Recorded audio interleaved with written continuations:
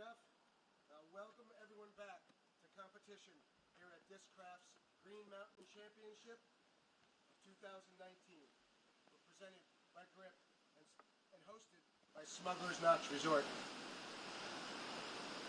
Today's play will be contested on the par 61 Brewster Ridge course.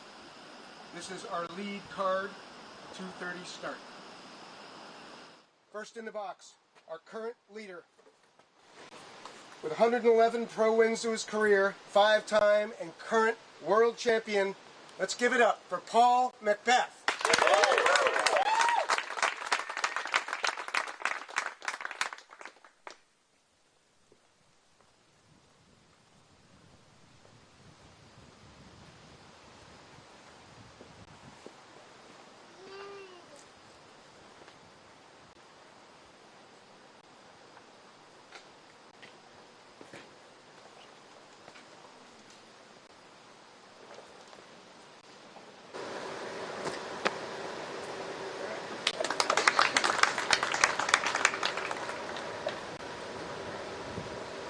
Next up in the box, trailing Paul by just one, from Limestone, Tennessee, Chris Dickerson.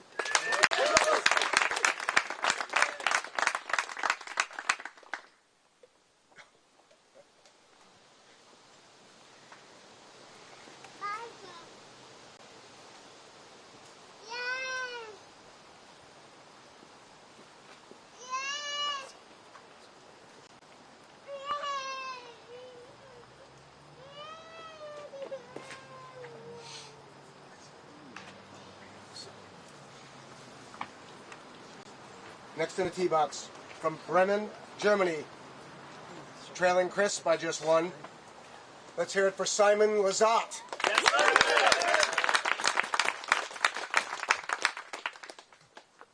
One of the most colorful players and wearing the most colorful shirt today, Simon Lizotte.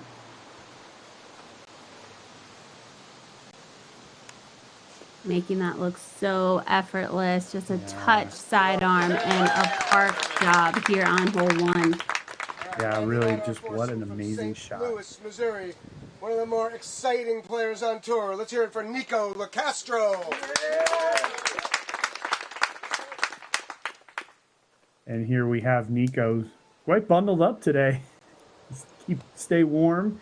He's got the hat on, the hoodie on, the pants on. So, you know, it's been a while since we've seen Nikko, and I think this is a big moment for him. I think he's as aware of it as everybody else is. And a little tight to the right-hand side, but good kick. He's going to be pitching up for his par. We are actually going to throw it to our on-course commentator, throwing it over to AJ.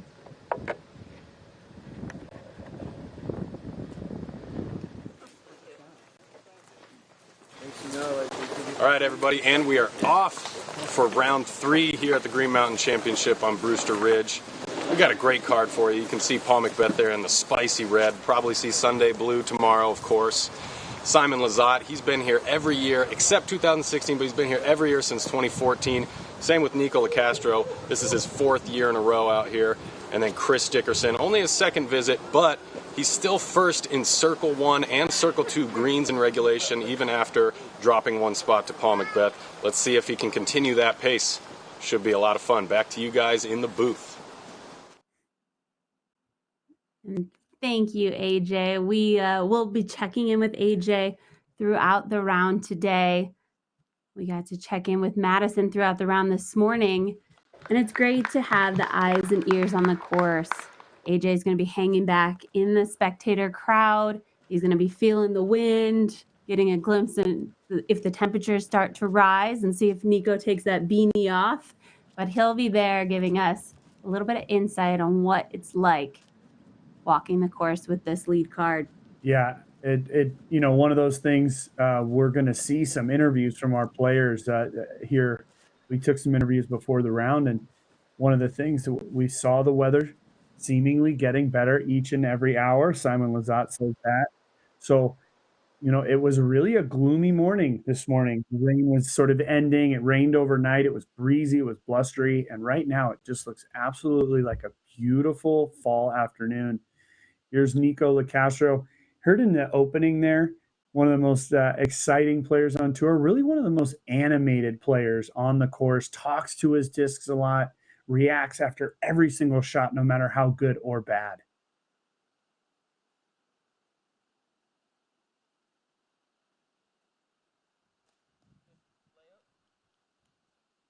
And was really lining that up to go for it, but in the end, just looks like a little bit of an upshot. And I do expect this to be an exciting round today. We've got 4 explosive players. I mean, these players have had their names at the top of leaderboards, won big tournaments. The underdog here is Chris Dickerson. I think there's going to be a lot of local players that know Chris and are rooting for him in this star-studded group.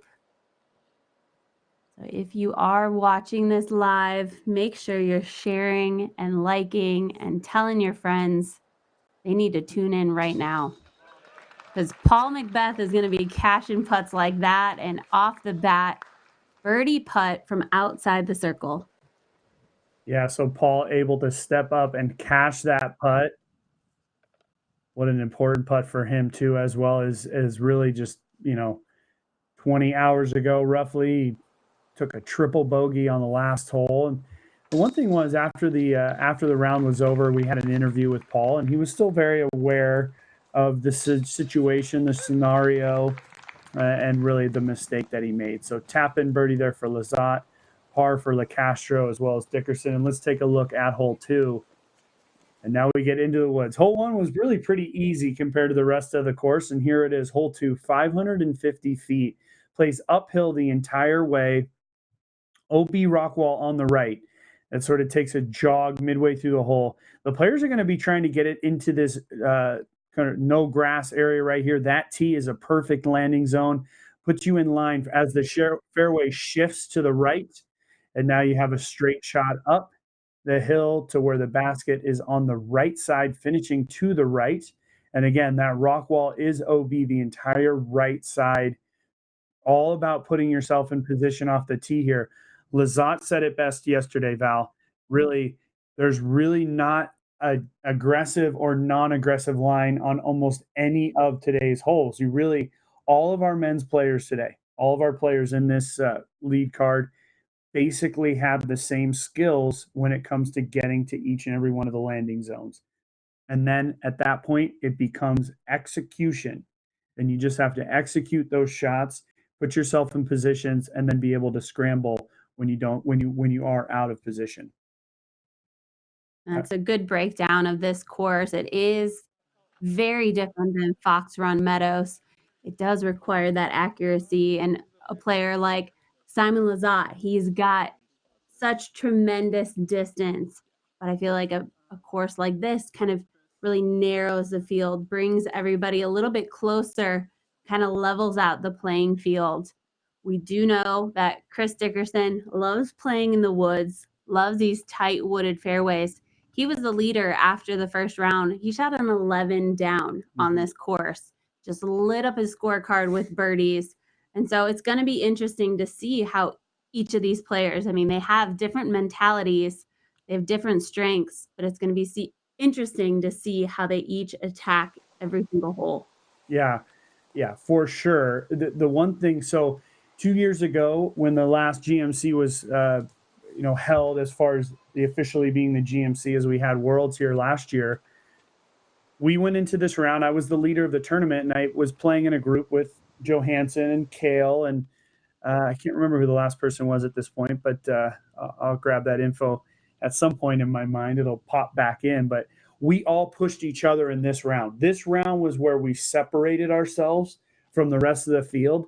And a group like this, if they're able to, and you can see McBeth, just a little bit too far to the left, it's going to be a tricky upshot from that point. If these guys are able to push themselves to grab birdies and to get birdies, all of a sudden the rest of the field could be left wondering, whoa, what happened? Those guys are way out there now. And that's exactly what happened 2 years ago. While this course is very difficult, the birdies are really, really gettable on almost every single hole for all of our players. So we could see a real race happen here today, especially if the conditions and the flow of today's round are really in favor of our players.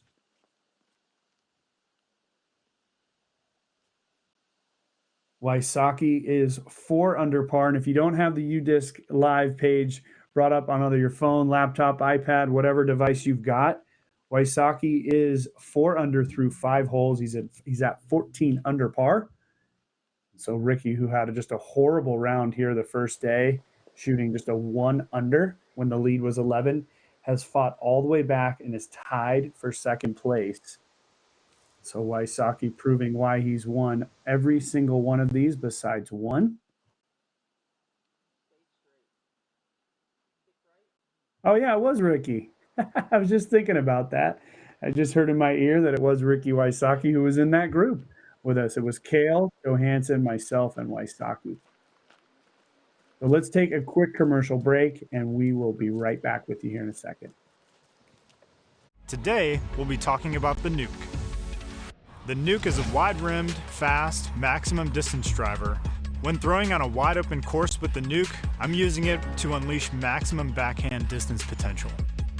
Due to its slim profile and wide rim, the Nuke also fits really well in the hand when throwing sidearms. If I'm looking to throw down some boom sauce, I'm going with the Nuke. You can pick one up at Discraft.com or your local disc golf retailer.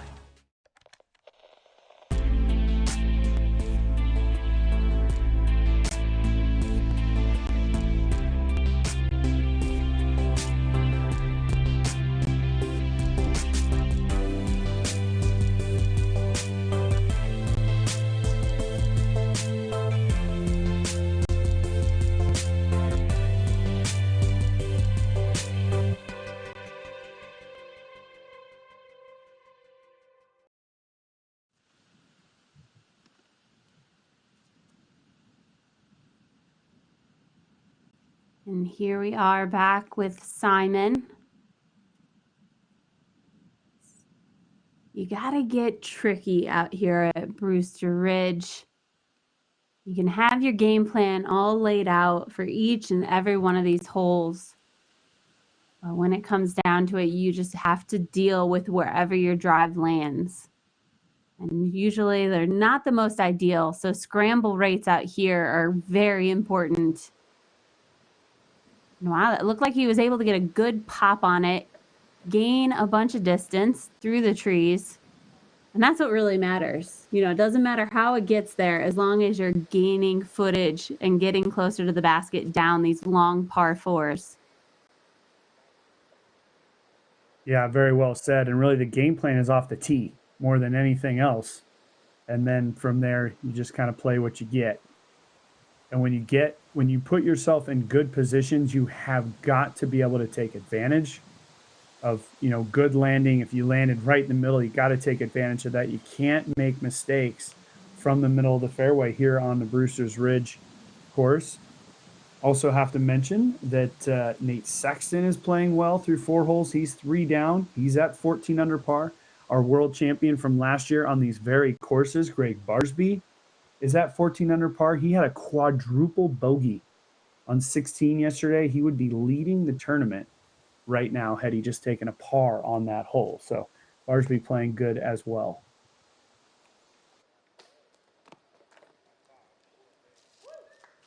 That was an awesome shot there. Able to use the height and flight. Yep, there's the basket. He'll be putting for his birdie quite easily. Yeah, and we see Nikko Locastro here. I want to remind everybody out there in the disc golfing world that's watching with us right now, if you're not familiar with Nikko has been a long-time veteran of the tour and at one point winning 3 Player of the Year awards within the PDGA in a row on tour. He's one of the most dominant players on the tour. And really, the only thing that has escaped Nikko at this point is a major championship. But he has won NTs, A tiers, B tiers, C tiers all over this country. And there you go, Nikko putting it up there. And really, Nikko is the grinder. He is the grinder that goes out and practices and plays. And we'll finish a long, strenuous round. he'll walk out and play again or go putt for an hour and a half. So Nikko is certainly a legend in his own right for what he's done up to this point in his career. And, one of the things is this is going to, even though he's very experienced, I'm still imagining that there's a little bit of nerves for Nikko because it's been a while since he's been in these big groups. So we'll see how he's able to handle his game and himself. And now we were just seeing the view for McBeth. There's really not a whole lot from this angle.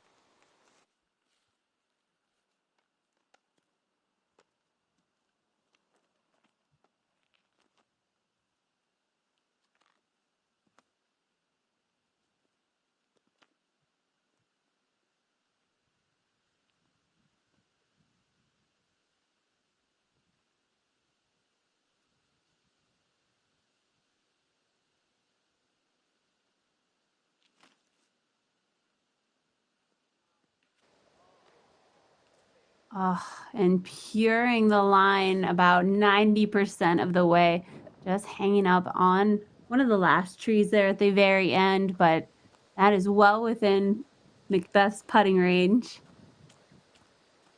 I do have to just add on that Nikko conversation that Nikko is the United States disc golf champion, I believe, of 2007, if I'm correct on that. I could be wrong as well. Could be 2009 for Nikko. Either way, he is the champion of the USDGC 1 year, so he does have a major under his belt. But just in these last few years, he's sort of always working on his game, trying to get better, and just seemingly hasn't been able to get up into these final groups, but he still had a lot of great finishes over those years.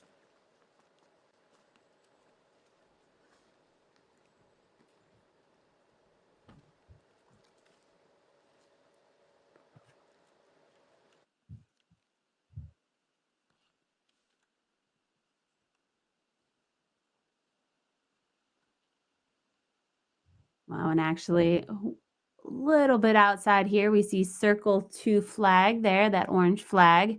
It's a big putt. Wow. Yeah, it's And still plenty within his range. Just the pop that Paul is able to get on those putts is incredible. It really is. This morning we were talking about seeing a sort of a shot chart for one of our players this morning. I think it was Rebecca Cox. We were talking about, it'd be interesting to see where she hits on the basket from on her putting and then distance wise, and then somehow turning that into a statistic. I mean, from 80 feet and in, McBeth still is hitting basket and top of basket. And so he is, locked in on his putting.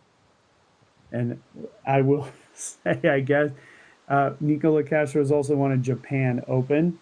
Of course, I was at all these tournaments and playing against Nikko, so some of them I've tried to block out. So for everybody at home, I apologize. I'm not going to go through every tournament he won because we'd need more airtime. He is truly a great champion, and let's just leave it at that.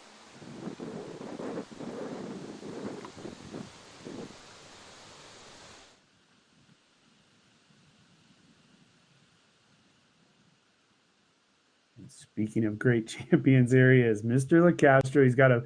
He's got a putt for birdie here, and I think this is important for him to be able to make this putt, get himself a little bit of good juju going. And as I said, when the putter starts to get hot for him, Val, that's when scores start to go low for Nikko.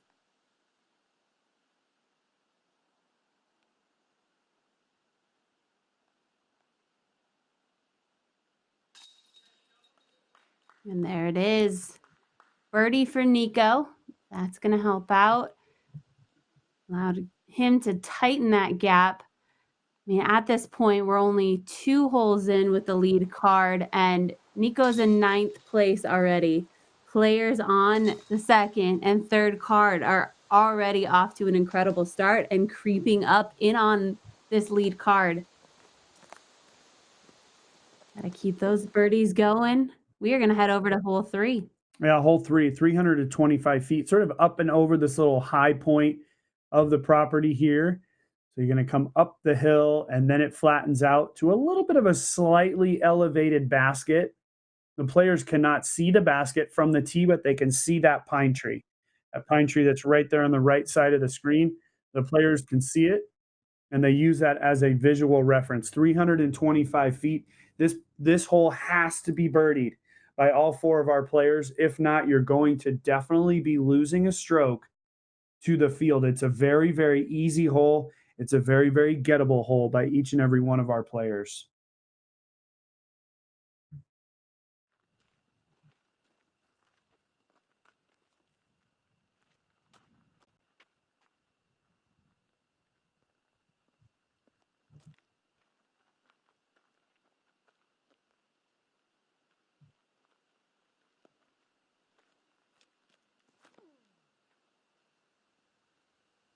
This looks nice. There's that pine tree you were talking about, Nate.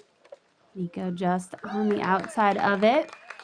But perfect position just below the basket. Yeah, hole 3 playing a half stroke under par for the field to this point on today's round. 18th most difficult, which means it's the easiest hole on the course. An absolute must get for our players. Oh, and this is off to the right-hand side. Is it going to be clean? Wow. And that is rock solid park job.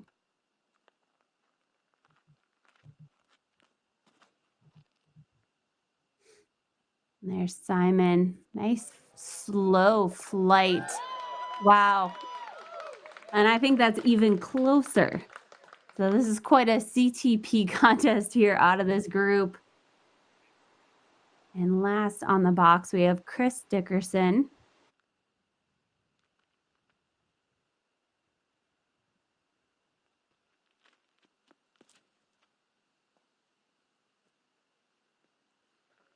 Ooh, giving it a little bit, but leaving it on the left-hand side. We're actually going to throw it over to an interview with Chris right before the round to see what his mind frame was like. Hello, everybody. Welcome to the 3rd round coverage of the Green Mountain Championship here in beautiful Smuggler's Notch Resort. My name is AJ Risley. I'm joined here by Chris Dickerson. Chris, how you doing today on this fine Saturday? Doing pretty good. How about yourself? I'm feeling all right. So you're playing Brewster Ridge today. This is your 2nd year out here in Vermont, is that correct? Right. In all honesty, which course do you like better? Which course do you prefer, Brewster Ridge, Fox Run Meadows? Brewster Ridge. Well, good, because that's the one you're playing today. Sure. So you played really well the first round out here. 6 straight birdies to start, 7 straight birdies on the back 9. Was there a key to success, a secret that you want to share with everybody? Not really. I just went about it the same way as I go about any other round. It's just another round, except for the last round of any tournament. Then you've got to kind of know scores and see where you're at. But until then, I like to think of it as it's just another round. Gotcha. Which discs are working out the best for you out there? In the woods, I really like the M3, and over on Fox Run.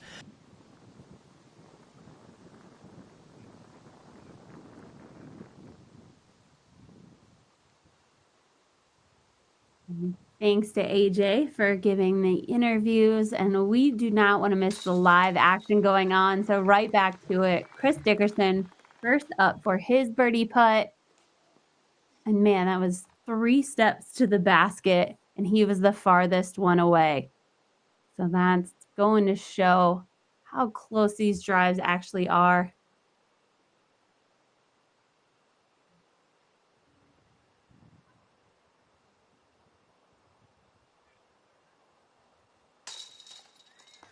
There we go. Nikko Locastro for his birdie.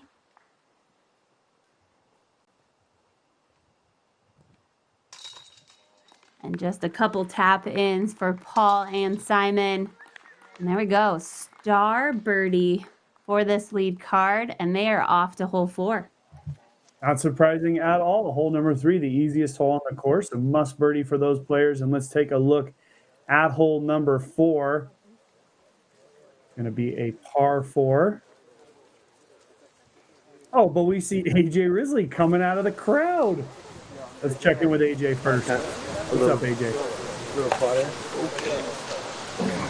All right, everybody. Here we are, hole 3. This is during the first round here. This was one of the easiest holes on the course, tying with hole 18 for the third easiest on the day. Nikko Locastro has had a strong history of having really hot starts on this course. Multiple times he's gone 6 for 6, even 7 for 7 once. I talked with him a little bit last night at Fall Fest, and I asked him if he was feeling hungry. And he said, oh yeah. And then he told me he's been having a pretty strong season, and he just needs to dial it in. So, I mean, solo birdie on hole 2, one of the hardest holes during round 1.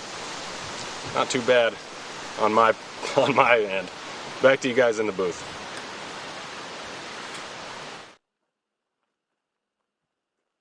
Thanks, Riz. Yeah, it's true. I mean,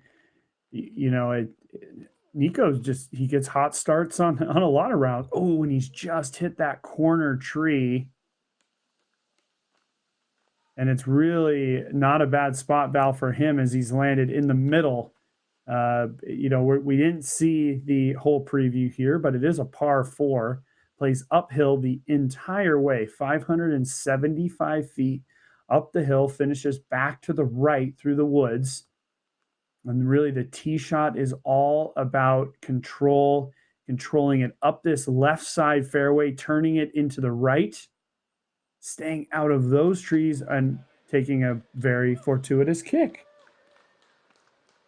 That's incredible. I've been waiting to see how far these guys are going to push it up the fairway and how much they can really take off on these drives.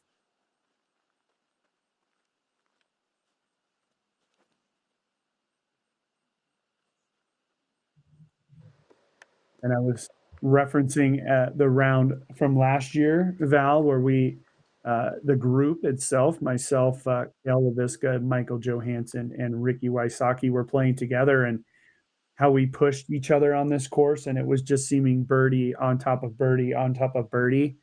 Really, Brewster's Ridge is that way. You have got to play well. Just think, McBeth shot a 9 under par in the first round.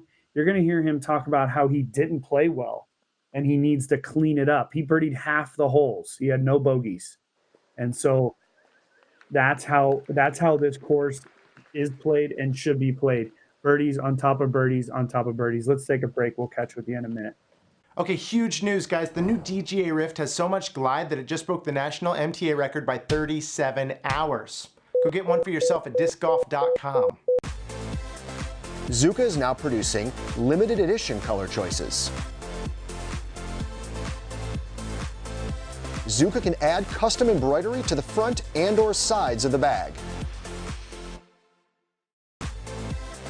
Zuca is now producing limited edition color choices. Zuca can add custom embroidery to the front and/or sides of the bag.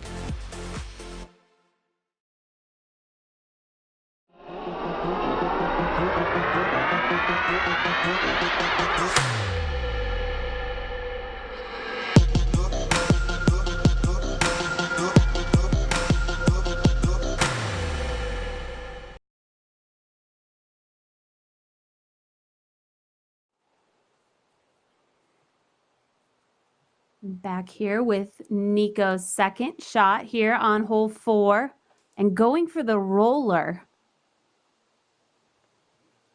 Yeah, we saw him go for the roller off the tee as well. And the roller really allows you to get as far up there as possible. Like, again, the hole plays uphill the whole way. It's also very risky because the ground here, while we've mentioned how well they manicure this property, there's a lot of roots. There's a lot of things that can just pop the disc up, slow it, send it off on the left or on the right. So a little bit risky for the roller here on this course. And it's risky too as the roller starts to peel off to the right. Could hit any rock and jump over the rock wall that we know is out of bounds on the right-hand side. So not exactly sure where Nico's roller ended up. We know he's on the right-hand side somewhere. We'll find out in just a few minutes. So we can see the basket just barely up in the top right corner of our screen. We see the mulch. Simon's got a pretty good view.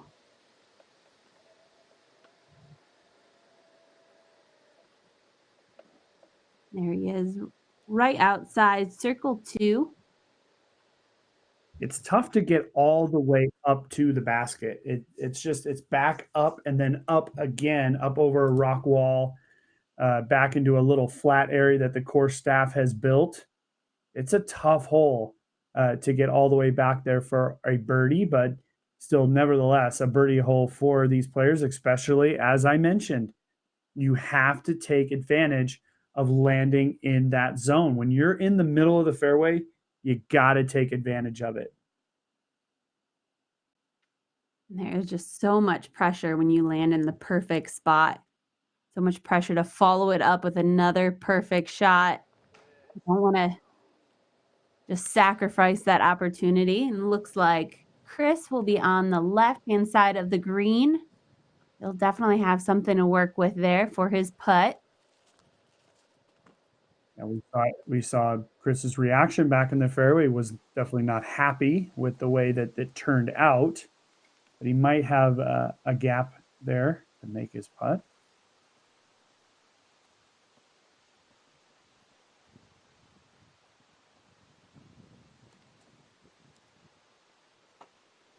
What control by McBeth, a little bit short, but right up under the basket, no problems. You should have a great look from there.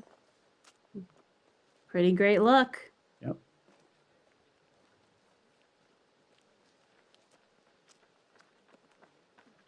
There's going to be a lot of these holes where it seems like we're playing it for about 15 minutes. It seems like a couple holes combined into one, but look at how stacked this leaderboard is. All the way down to 10th place, just 5 off the lead. So we're going to see a lot of movement today.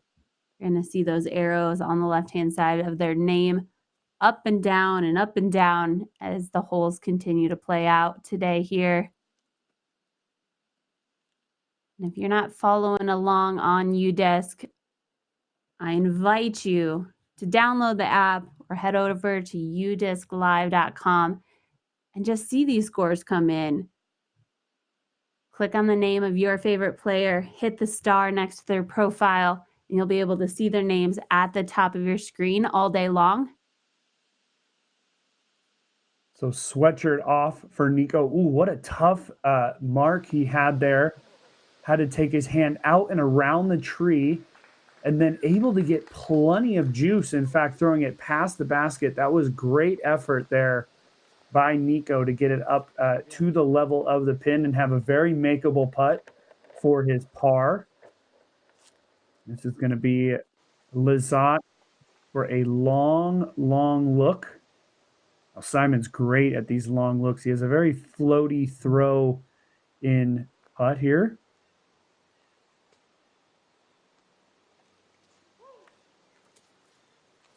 Plus, he's the trick shot master, so really nothing's out of Simon's range, ever, even off the tee. Exactly.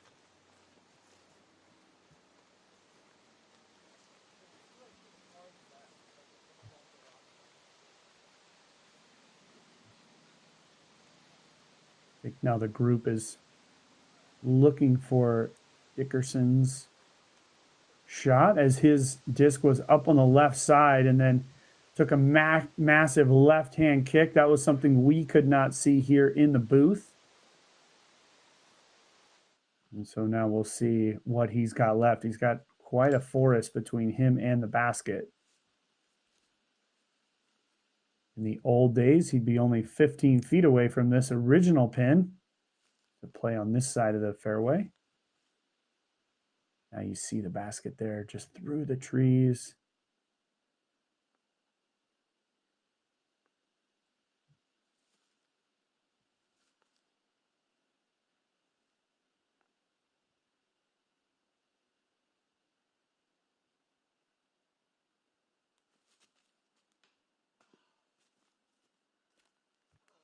You know, Chris had mentioned something in his pre-round interview where he was talking about, you know, that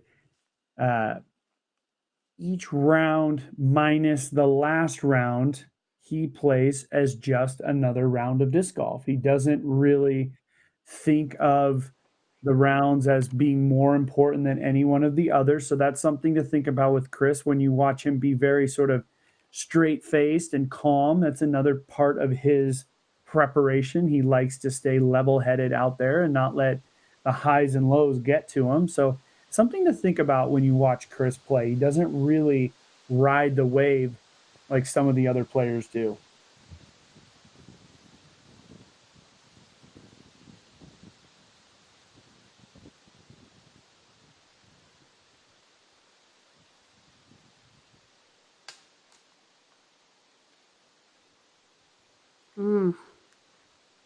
Very methodical with his setup and his lineup. And yep, we're going to be watching Nikko's reactions throughout the day.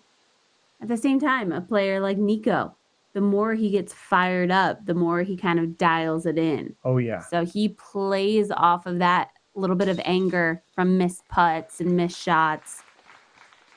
There we go. Paul McBeth tapping in there for his birdie.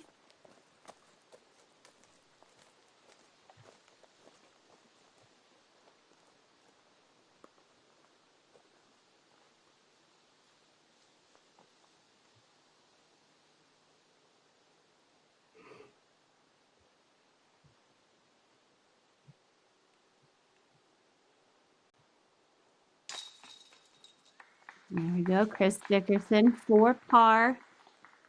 Had a good look for that birdie putt, not able to capitalize. Simon's going to tap in for his par, and Nikko's last to drop in, and that's a bogey for Nikko. Yeah, that's unfortunate there for Nikko. He's frustrated about that, certainly, and not surprising that he would be frustrated with a bogey because we're not going to see a lot of bogeys on this course from our top players. And we're going to take a look. That was the flyby from 4. Here's number 5 for everybody at home. Straight away, 285 feet. The key here, that left rock wall, all OB. So backhanded players, they hit any of these right-handed trees right here, boom, they're kicking OB. The big play that we see from a lot of the players these days is a sidearm. The pin does finish pretty severely to the right, which makes the sidearm a much better play for our guys here on this group. But avoiding that left-hand rock wall is the key, is the first key. Second key, getting it through that gap, finishing to the right and giving yourself a putt for birdie. And again, this is a hole the players need to birdie. Looking at the groups all ahead of them, we've seen star frames on pretty much all the way through the top 20 players here on the 5th hole, playing as the fourth easiest hole on the course. And so nothing short of a birdie will be good for these players.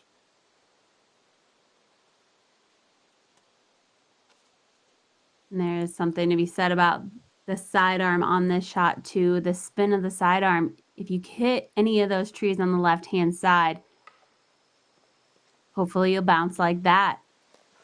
Which you said, Wow. Hitting any trees with the backhand on the right-hand side of the fairway and you're kicking out of bounds. So forehand should be the disc selection for all these players. That was a straight up shank by McBeth. He just immediately had way too much turn.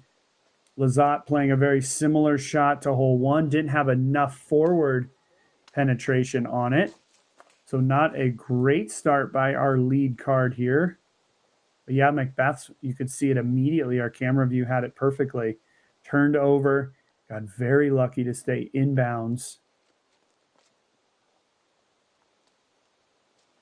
And this is the shot I would throw, personally. A nice sort of buttery turnover mid-range disc.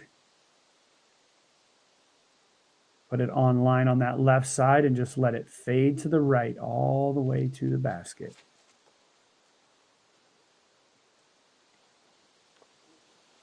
And the only difference there, we're going to see if he stayed OB or not. It looked like it was going to land very, very close, but Chris taking a more aggressive route, going with what looked like a big hyzer flip. I don't really like taking that route because it brings those right-hand trees into play. But you get a lot of bad kicks to the left. Nikko coming off of his bogey.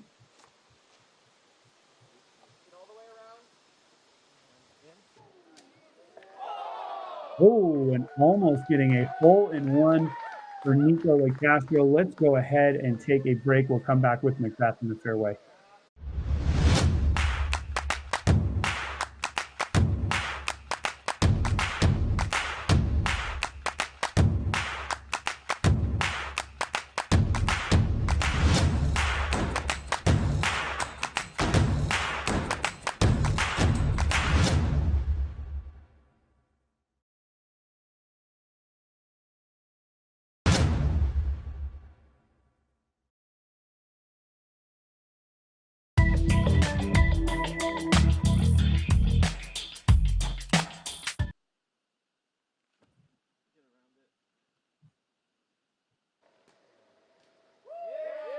Quickly back with McBeth as he just smooths that sidearm right underneath the basket.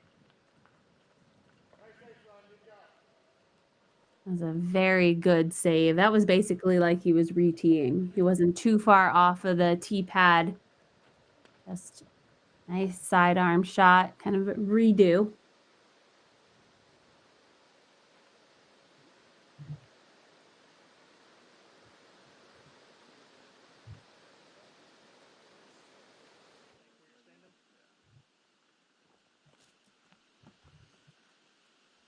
There we go. We see Chris dropping his mini from the last place that he was in bounds after kicking over that rock wall. You can see two kicks. Saw McBeth's sidearm, kick straight down, a kick with the backhand, flying out of bounds.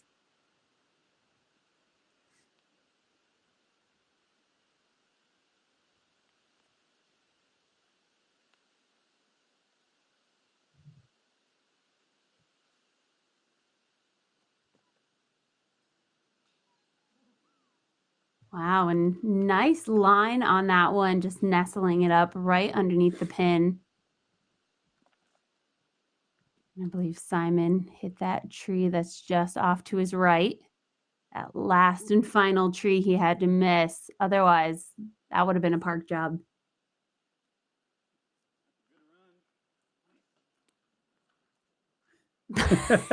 And casually, I'm just going to lean up against this tree. And you can see Simon wants every one of those long ones to go in or hit basket or give it an effort. I don't know. There's just something that makes me giggle about Simon's frustration. He is mad at himself, but at the same time, it's still very Simon-like and joyful and comical. But there we go. Nikko puts in his birdie, but I think a little frustrated still from that bogey on the previous hole, but does get to erase that with that birdie. Again, Nikko has so much experience that he just knows that a bogey on that last hole is just setting him back just that much more, and how much difficult it is going to be to come back from it. Dickerson's going to take a bogey there. Lizotte will take a par, and we're going to now check out. Speaking of Lizotte, let's check out the interview with Simon from before the round. Everybody, I'm joined here by Simon Lizotte. Simon, how's it going today? Saturday, how you feeling? I'm feeling great. The weather, well, it's just getting better and better every hour, so still a little breezy out here, but I'm feeling good, and we have a wonderful course to play. Great competitive card, and I think this is one of my first lead cards at this event, so I'm pumped.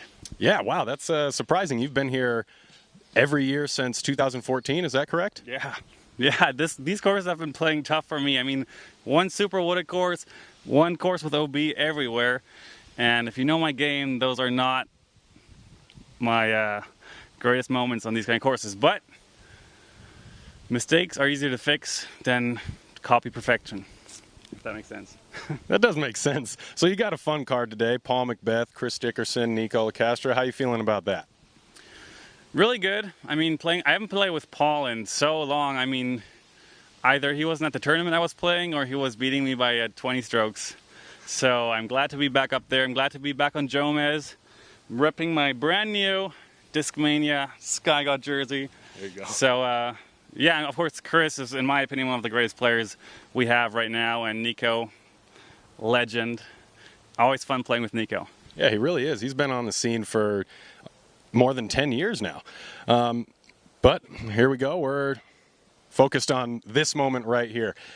Simon, good luck today. Should be fun to watch. Thank you. We'll come right out of that interview. Such an animated interview with Simon. 365 feet, hole number 6, par 3. Again, a must-get birdie, I think, for a lot of our players. Really, the hole is kind of all lined up.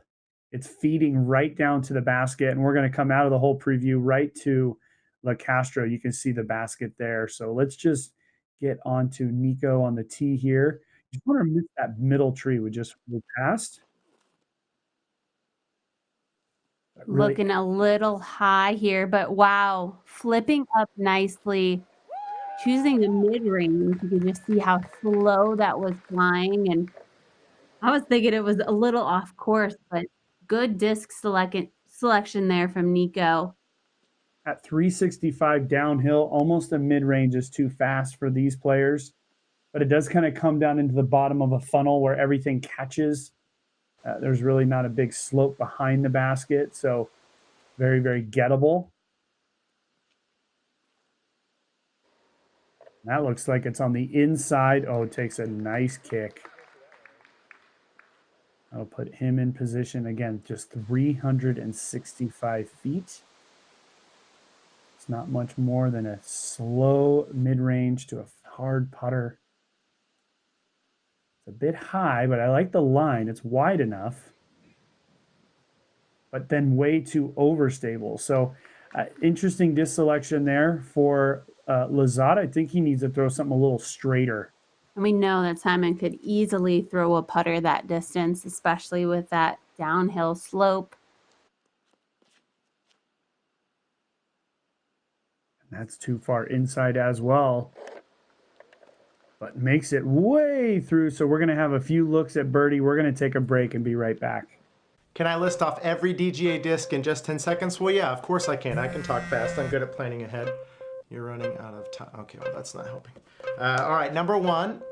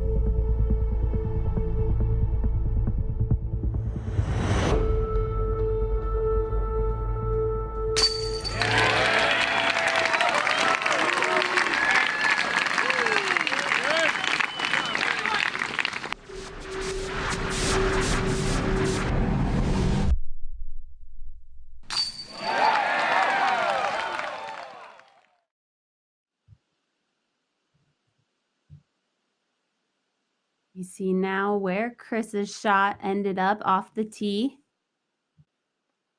Fairly open putt here, but a little bit in this mud, so footing might be a little bit of an issue.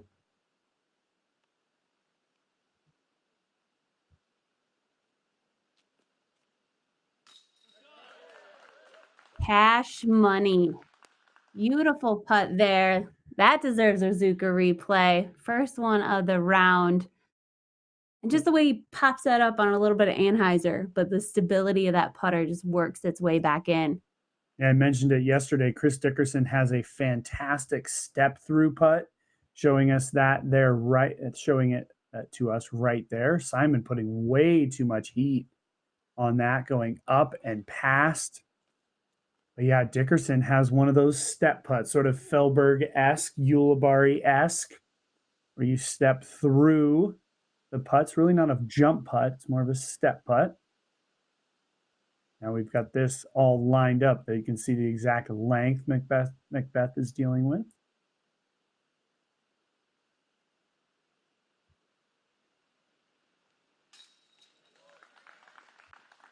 It was fun to see the form from the side view there.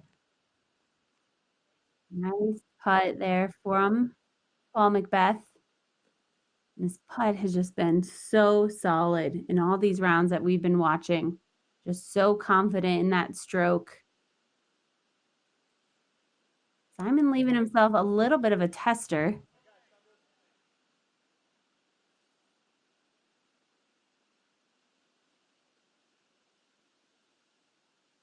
We can see the putter there.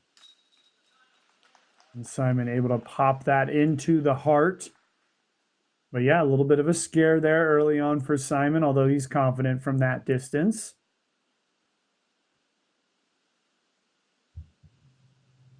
Personally, when your putting is feeling good, those long comebackers are not really that big of a problem.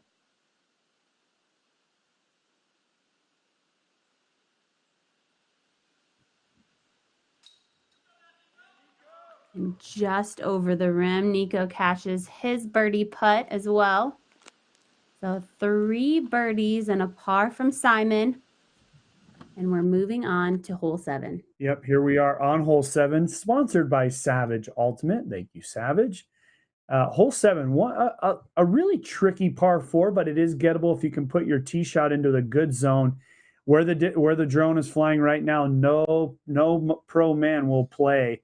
They're going straight further out, coming up from the right as our drone flies through here now, because it's much more open and it's a much better angle to the basket. Now this is a little bit more where the guys will be trying to come from up to the green, up to this slightly elevated rock. Really a pretty green here on hole number 7.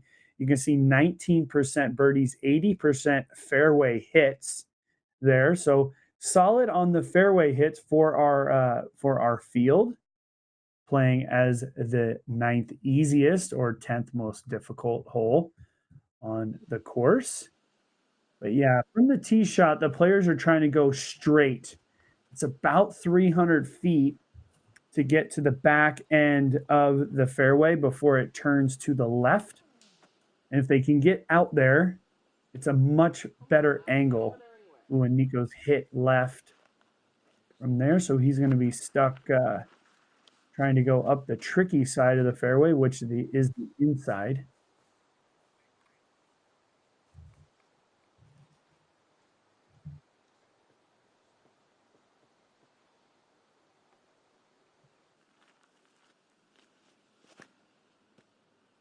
And pretty much as far as we can see the mulch chip exactly there. Oh, and just a little bit farther. Paul McBeth being another 20 feet there. He'd be in perfect position. That is the red tee that we see right there. It's 340 feet from the basket. Kind of a dog leg if you're playing this strategy. Yeah, it's a true like 90-degree turn at that point. McBeth, as long as he can find a decent lie, he's going to have an okay look here. Ooh, and Dickerson just not enough height, not enough forward momentum. He is in the fairway still, so he's got a clean lie. Oh, and I like this shot. Nice and flat. Oh, and still not far enough. We're going to head to commercial. We're going to see them with their second shots in the middle of the fairway.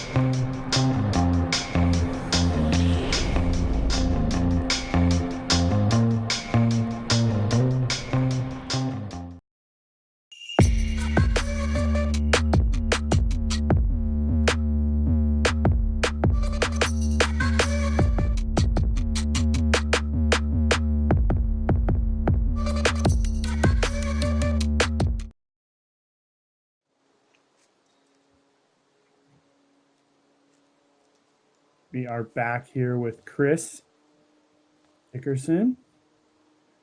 Now, you can see exactly what Chris is dealing with. The basket is way up there. And this is why I said no player in the MPO is going to attempt playing up that inside line. There's just way too many trees to deal with. Once you get out to the farthest reaches of the fairway, it cleans up a little bit and you have a lot more opportunity. It looks as if Chris is going to have to go for a sidearm roller. If it were me here, I probably would be thinking, now this is me in the booth, not Nate Doss on the course, but Nate Doss in the booth. Would say maybe a chip into an open area and then play the hole from there is probably the best idea. But Chris has probably got a decent line on something. Ooh, and he's hit it perfectly. Yes, and he's going to gain a bunch of distance. You see that 66-foot flag there, so he's going to have a decent look. Avoid any sort of major disaster. And maybe we see that step through putt it yet again. What a great save. Yeah. I mean, that was a very unfortunate kick that he got. Typically, if you're going to cut it in, you usually get to work within those trees and kind of scramble from there, but he was placed behind every single one of them. The fairway and the ground is looking really clean on this hole. There are a few roots and a few rocks, but no out of bounds, which is nice. Yeah, just a month and a half ago, I think, is when the Masters World Championship was competed here. And the course has just continued to look beautiful, as I'm sure they had it just gleaming perfectly for that event.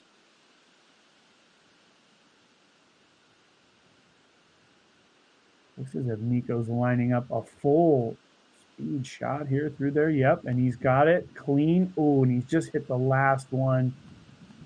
He knows had he missed that, a birdie was in his future.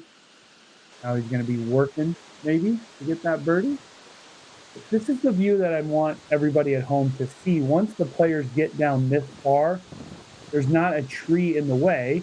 There's trees on the edges, but it's pretty clear down the middle. So Lizotte has an opportunity here, but look at the gusty breeze coming through the trees.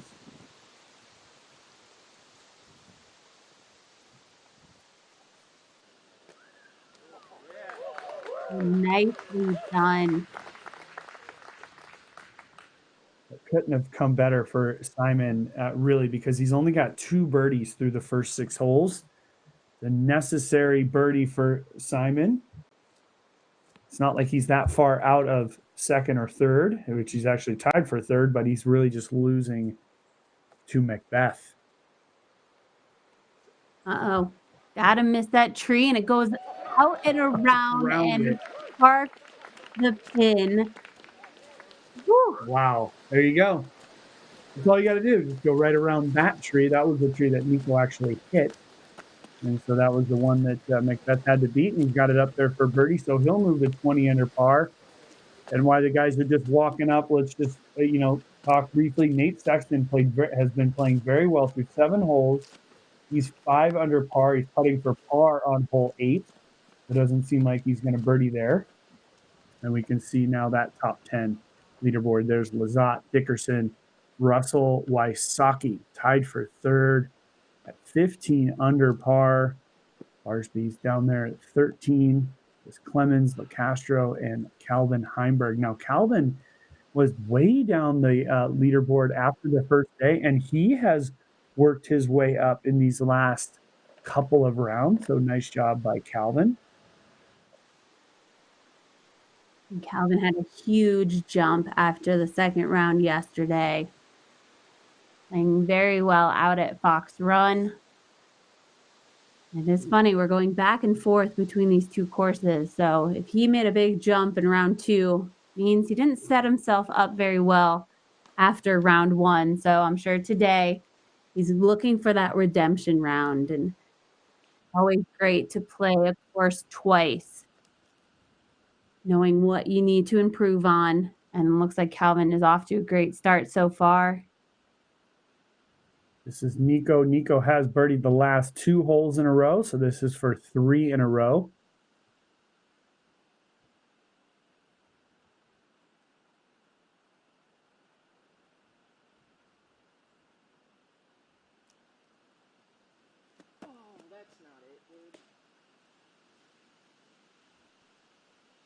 That was a strange little stall out for a second there. I mean, he looked ready to go, and then he kind of hesitated, and then went into his putting. Yeah, he's been kind of doing that where it's almost a half go, like he's gonna putt it, and then he just brings it back. I think it's that last him trying to just react or act out exactly what he thinks he wants to do, but he just had way too much nose down there. But yeah, it looks strange when you're watching it in live action. It looks very strange. He's like, well, I thought he was going to go, and then he pulls it back, and then he goes immediately. So it's not the typical Nikko putt that we've seen in the past. Let's put it that way. We've seen a lot of his play, and all players have to evolve in some way or another, develop new strategies. Yeah, and Nico's the kind of guy that around the basket when we're warming up, the guys are warming up, he'll have like 8 putters. And sometimes you just don't know which one he's going to pick even. So interesting thing there. But there's Lizotte tapping in for birdie, and here is McBeth as well. So let's take a look at McBeth's scorecard. Couple of pars, rest birdies, 20 under par, just 19 throws so far. Let's take a look at hole 8. And hole 8, 610 feet, very difficult par 4. The guys have to come through this gap here and then flex it back through this gap here. And the thing about it is you're coming back into this fairway. If you're left on the right side up there, you have absolutely no angle. If you can get it to come back to the left side, you have a nice angle up this hill. And we can see the statistics there as we come all the way up to the basket. It pretty much works uphill the whole way. 5th hardest hole, averaging 0.22 over par. So really, I think it was 11% birdies on this one or 15. It's a birdieable hole, but also one of the new holes on the course. Very challenging, and you can get yourself in some trouble really, really quickly if you get off the fairway or if you're on just the wrong side of the fairway. Yeah, and the rough looks rough. So if you're kicking off the fairway, it's more like a pitch out. You can't really save yourself. Right. So it's going to be interesting. Players need to keep it in the fairway. That's going to be the consistent storyline for each and every one of these holes. And big shout out to Gatekeeper Media. They've been giving us amazing flybys of all these new holes out here at Brewster Ridge. This is one of the newer holes. I know 8 and 9 are new from the World Championships. They cut these out of the woods. So fresh holes, but continuing that beautiful technical layout of Brewster Ridge. Yeah, the challenge here is to get a disc to full flex up the hill is tough. I mean, because it's going uphill, you're trying not to lose any distance. Let's see what McBeth's got for us. Begging for, and that little kick is definitely going to help him a bit as he attacks the second part of this hole, but he's in good position in the short grass, if you will. And now we see this shot from the fairway for Lizotte, and now he's gone way right and kicked right. Birdie is pretty much out of the question. You can see his reaction. It's pretty incredible to watch the shots immediately out of the player's hands. And as it gets closer to the trees or seeing it wrap around the trees just perfectly, and then a little bit of ground play, they've executed it very nicely. A little bit more to the left is probably what Nikko would have preferred, but still very nice drive. Again, it's just hard to get the disc to finish that far left going up this hill. When we saw Nikko just react there and he wanted it more left, you can see Clemens is or not Clemens, Dickerson's. Oh, he had it on a great line. Sorry about that, Chris Dickerson. Anyways, he's in the fairway. Let's take a break. We'll catch up here in a second.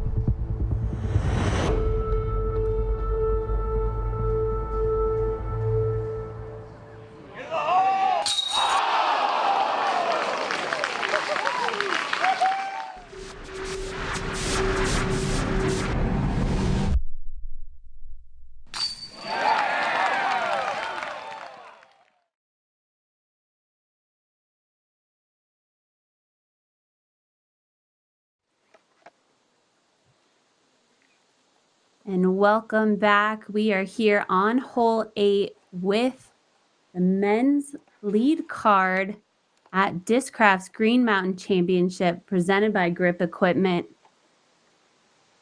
We have Chris Dickerson here on his second shot of this par 4, 610-foot hole. And he still has a ways up the hill. I really liked the line that Chris Dickerson had on his tee shot. He hit that branch, but he's still, you can see what he has left to navigate here. Got to put a lot of heat behind it. Now the stable discs are put away, and you're going to have to throw understable. Boy, that kicked way up. Got a big, huge forward kick. I doubt Chris even knows that. And so he should have a good opportunity, possible opportunity for birdie there.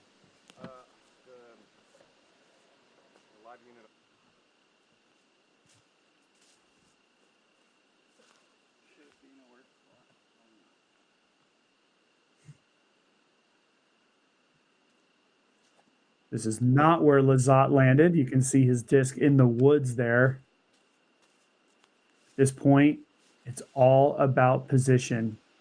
He has to pick where he wants to be and fully commit to the shot.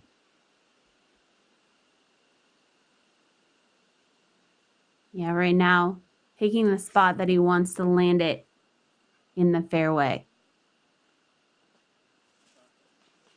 Ooh, perfectly. He committed to that very nicely. And I don't think he overreached at all either. And I think that's important because now he's put himself in good position to save that par. And now McBeth is lining up his shot. So you can see here, if McBeth was just a little bit more to the left, maybe just 10 feet, he would have just that much better of an angle.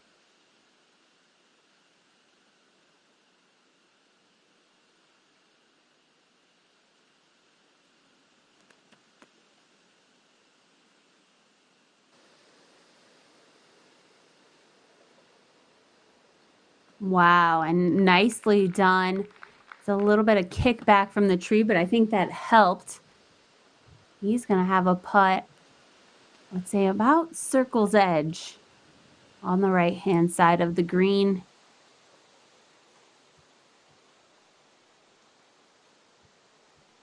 And I would agree, left-hand side of the fairway would give you a straighter look at the fairway, at the basket.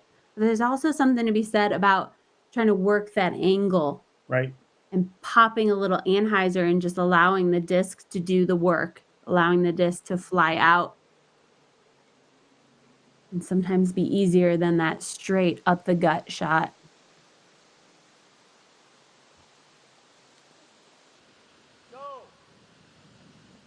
And that's exactly what Nikko tried to do. He's just unable to get the height on the disc. So he kicked low. And again, his hole is working uphill and uphill and uphill even further and further.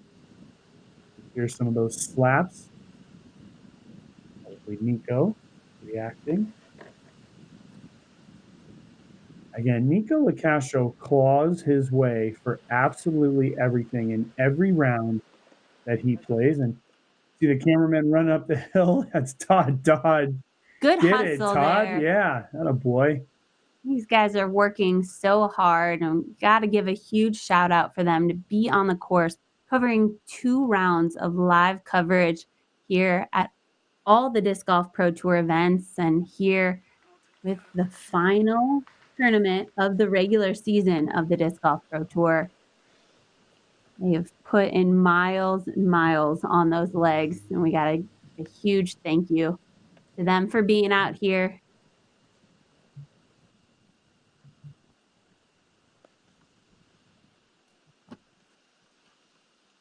I believe Todd Dodge, the brother of Steve Dodge, is a flight attendant on American Airlines. So if you're out there flying American Airlines, you might be attended on by one of our cameramen here on the Disc Golf Pro Tour. So that's kind of an interesting fun fact. If you're out there, you might be flying from point A to point B and see one of our cameramen. That's disc golf for you, right? You know, you just never know you're gonna come across. You could be at Bevel and get served a beer by our commentator over here too. So it's a fun thing. Disc golf is made up of many people out there in the world. Yeah, absolutely. And it is so much fun to work at Bevel and have people come in and travel from all around the world and get to talk to people from all walks of life. And that's just how great our sport is. It's made up of so many different people. In the end, we're all sharing the same passion for this sport right here. And when it all boils down, we're throwing discs. We enjoy watching the flight. And of course, we like watching huge putts happen. So here we have Paul McBeth working to line up this birdie putt here on hole 8. Yeah, and just outside the circle, we can see the orange paint about 8 feet in front of him. Yeah, Johnny V's got his fingers on that Zuka replay button. Oh, but we're not going to use it there. And it was a tough line.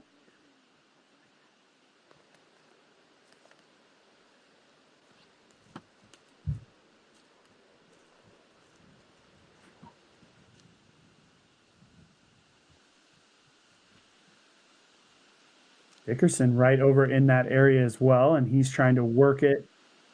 I think it might have been a little bit of a better thought for McBeth to go around the left side of those trees, work a little bit of an Annie. But who am I to say?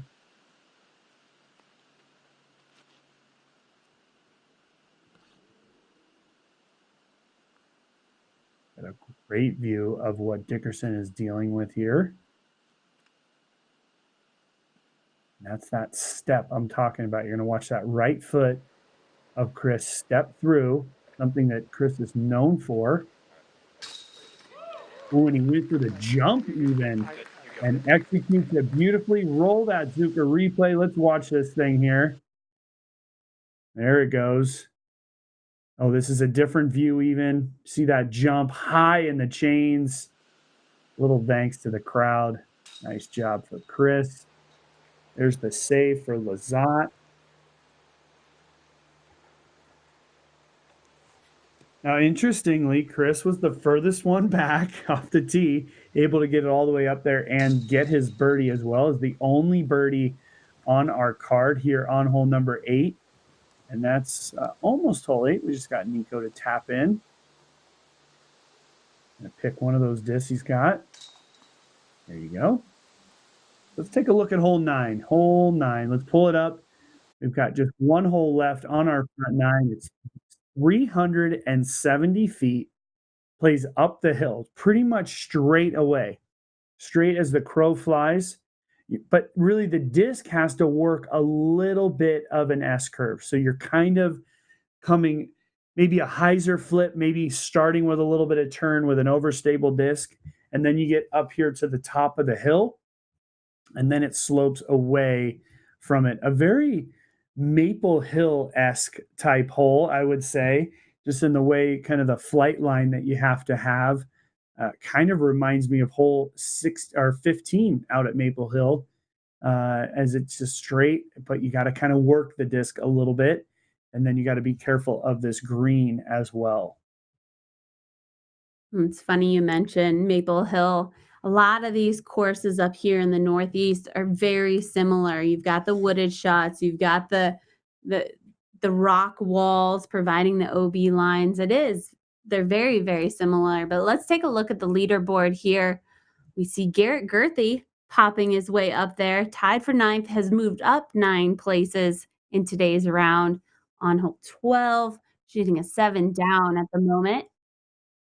Man, we've got the field now through 8 holes, and we're really starting to see the scores continue to stack up. More and more players under par. It's going to be the fight to see who is on this lead card for tomorrow's round. We've got Nate Sexton right there. We've got Ricky Wasaki right there. We've seen Nikko. He's on the edge. He's just right at the cusp of doing great things.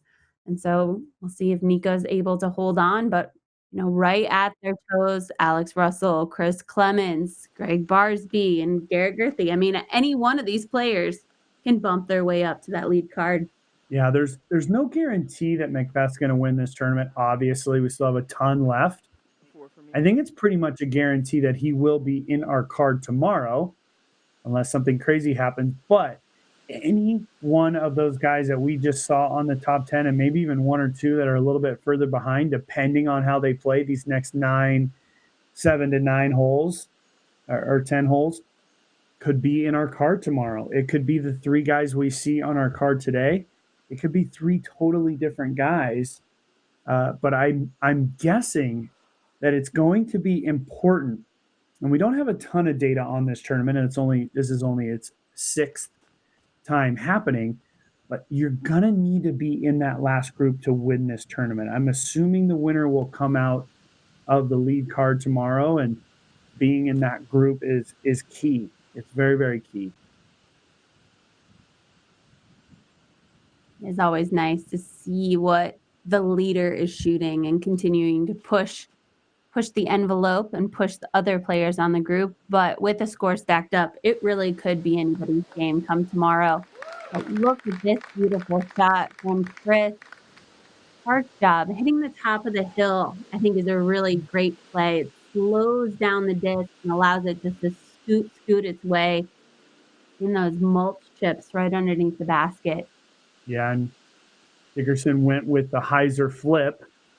See what McBeth's going to work here. If he's going to go that same route or go more stable to turn. Nope, he's going to go with the hyzer flip as well. Hyzer to straight, and he's got it perfectly. Ooh, a little bit too much speed. Perfect line. A little bit too much heat. And here's Lizotte. Lizotte went with a little bit more turn off the beginning. But a nice fade back at the end. I love that speed. It's perfect. And these are all mid-range discs for these players. We're getting live shots from AJ, letting us know that Simon just parked it with his MD3. Paul threw his TI Buzz. And the mid-range from Chris Dickerson was an M3. Nikko left it on the left side, and then it kicked to the right side. So we'll take a break, and we'll see these guys in just a minute.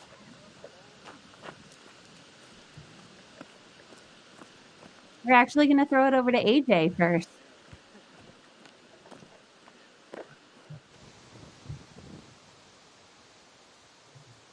All right, behind me is hole 9. These guys are walking down there to their drives.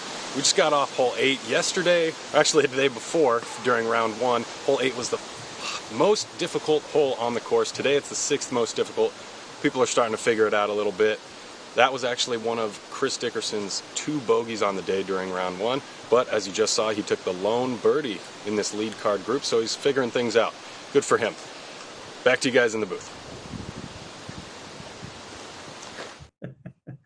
Yeah, good for Chris. Yeah, that's great to see. I mean, Chris is doing really well today, but we do know that he shot the 11 down in that first round. So he's not quite on that pace today. He's got one bogey, 3 birdies, putting him at 2 down for today's round. Whoa, and Nikko right off the front cage. Nikko is so good from those 80, 100-foot ranges, just throwing it, giving it a great little run, which he did just there. Oh, and it's one of those feelings, too, where you're like, you don't expect it to go in, but you had that really close chance and you really wanted it to. And you need it to. And you need it to. Yeah, Nikko definitely needed it. That's for sure.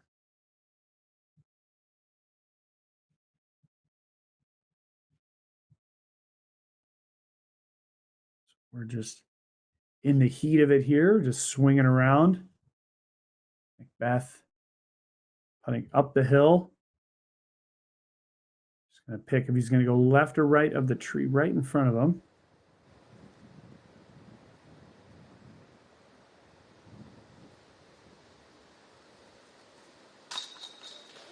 Wow, and catching that right side chains, smashing into the baskets. I felt like I had to hold my breath. I felt like I was in the crowd at that moment and just standing a little too close to him putting, but not a problem for Paul McBeth.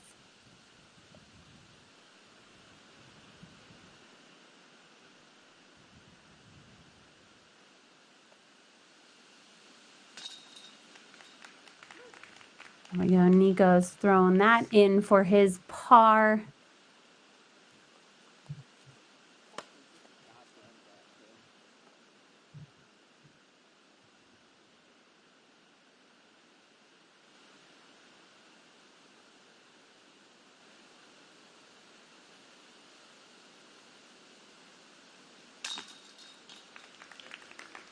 Dickerson able to just get it up and over that rim. Catching on the left side. Lizotte will just tap in. So 3 birdies, 1 par, and that's 9 holes in the book. Not much has changed. A few players trying to sneak on in through 9 holes. Nate Sexton, White, those 2 guys. And here we are on hole 10, 470 feet down the hill. I like to call this the apple tree hole because the pin is surrounded by apple trees. It's sort of the one reprieve from being in the woods, as we'll head right back into the woods on 11. Really, for our players in this group, we're talking putters or mid-ranges, 470 feet. Seriously, putter. It is that far downhill, depending on the wind. Because we have a little bit of a breeze today, I would expect our players to mostly go with mid-ranges, but a driver is way too fast. That number right there, 5th hardest, blows me away. I cannot imagine this being the 5th most difficult, except that the wind is maybe really playing fits with our players today. That is interesting to see that stat. But there we go. We can see the wind picking up to the tops of those trees, really blowing around. There's no out of bounds on this hole. But you can get into trouble. Left on this hole, left and early is jail. Yeah, you left in early, you're done. You're done. Put the disc back in the bag, go home. You're done. You just heard Lizotte say, is it playing as a tailwind today? So with it being a tailwind, we could see the disc selection be really judged there. It looks as if we have certainly a mid-range. Yes, a mid-range. Tough for me to tell.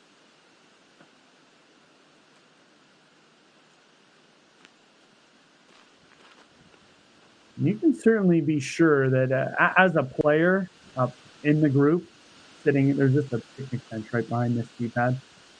Oh, I'm paying attention at what he's throwing. You realize, I don't care what disc it is. It could have any name. I don't care what you want to call it. But is it a mid-range? Is it a driver? And he's got that. That's a little bit short. The crowd likes it, but he's in the open line. So that'll be good for Chris. But just a little bit short. A little bit more height underneath that disc. A perfect line. Yeah.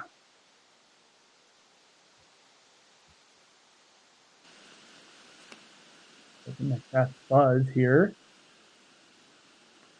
Buzz on that left side, turning it just to the right. Oop, and the air and the wind dropping him short as well. So he's just a little bit short. Oh. Now that was going to stroke Simon, but he kicked it, so that's okay. No, I'm just kidding. So you can see the guys all with in between two discs. The first three have brought two discs to the tee pad. I'm certain Nikko will be the same.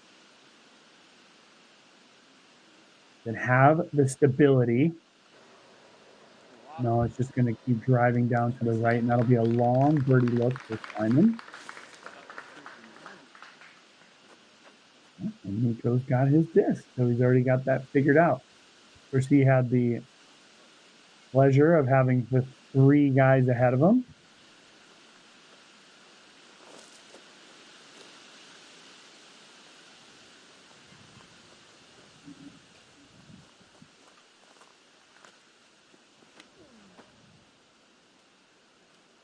Nikko going really overstable. Oh, and hitting a tree and kicking out into the middle. We're going to take a quick break. We'll catch up with Nikko here in just a sec. Today, we're talking about the Undertaker. The Undertaker is a fairway driver, and for advanced players, it will be pretty straight, but for the newer player, it'll be a good first control driver. For me, the Undertaker is the perfect point-and-shoot fairway driver, both in the woods and out in the open. If I'm throwing at a target that's straight ahead, I'm going with the Undertaker every time. It's just really straight. You can pick one up at Discraft.com or your local disc golf retailer. Hey, GMC viewers, go buy a mock shift basket from DGA, putt on it one time every other month, and see if your putting improves by like 200%. It probably won't because that's not very consistent practice, but man, wouldn't that be awesome? I can throw this disc around the world in one shot. Never play disc golf too far into the jungle. There may be cheetahs. Someone on your card can't recall if they threw a 6 or a 7. It was probably an 8. See? Stay getting birdies, my friends.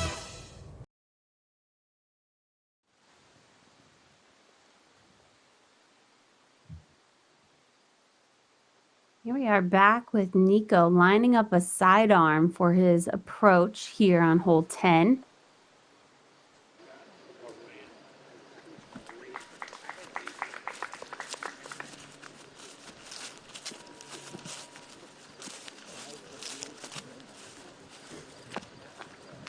Nikko decided to go with an overstable disc there on that one and just was not able to get it started on that correct line. I think it's just an interesting choice for the sidearm. I was kind of speechless looking at this view right here. More trees on the left-hand side, right, protecting that basket. So the sidearm was a bit of a risky play, but in the end, not a problem. Yep, you see our top 10 leaderboard there. And you can see that wind has dropped McBeth just short.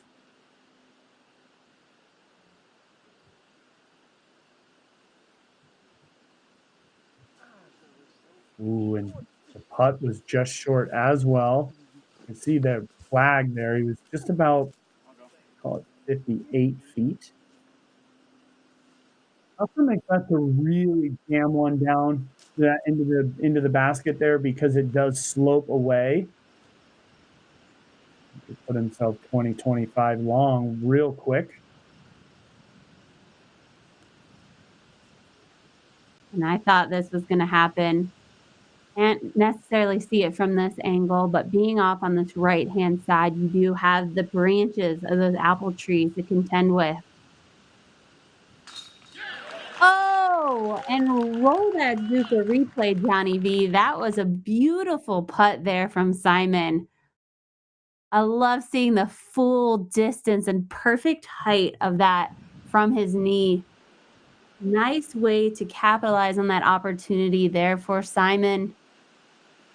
Yeah, Simon just stepping up confidently or kneeling, I guess, and making that putt. I made a putt from similar distance and similar angle last year where I did have to go to one knee. And so maybe that's going to give Simon the boost of confidence that he needs. He's playing solid. He's 5 down through 10, no bogeys, played very, very clean to this point.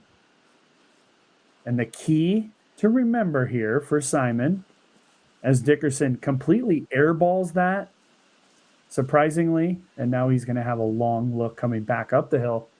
But for Simon, the most important thing is he's gained a stroke on McBeth, and that's not been easy to do throughout this entire tournament, but important. So he's gained one back. He'll be just 3 back of McBeth now.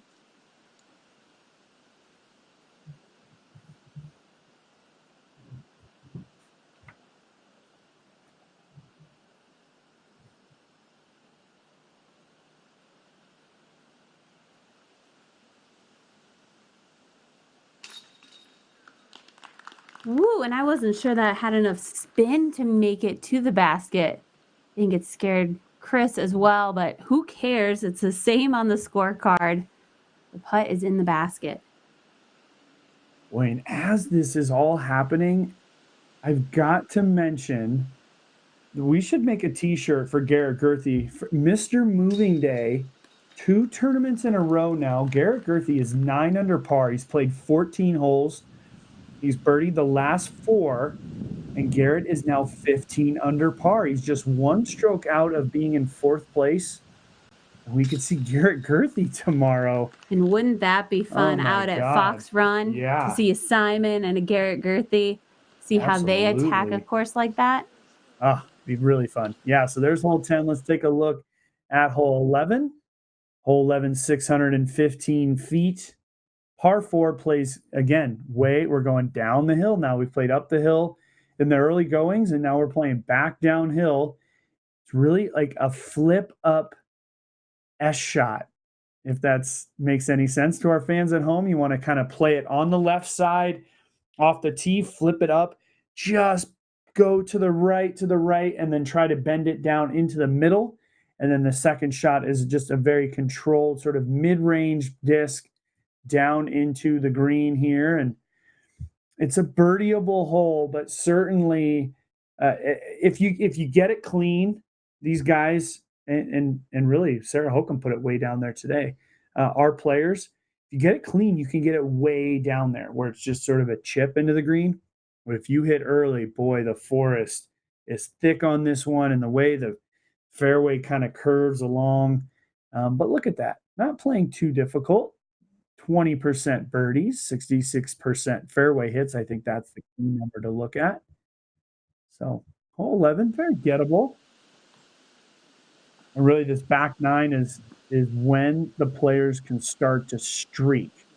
If you get 11, 12's gettable, 13 is tough, 14's one of the easier holes in the course, 15's gettable, 16's tough, 17 and 18 are very gettable. So there's a lot of birdie opportunities for our entire group here, as well as all of the other players that are coming up behind McBeth and behind our lead card here. This is the time just to light it up. We know in the first round, Chris was able to string together 7 birdies starting on this hole.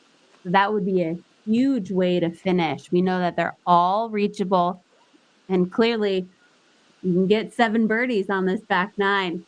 So we'll see if this card is able to string together these birdies. But I think on this one, the drive is so important. The drive really sets it up. See how you can finish this hole.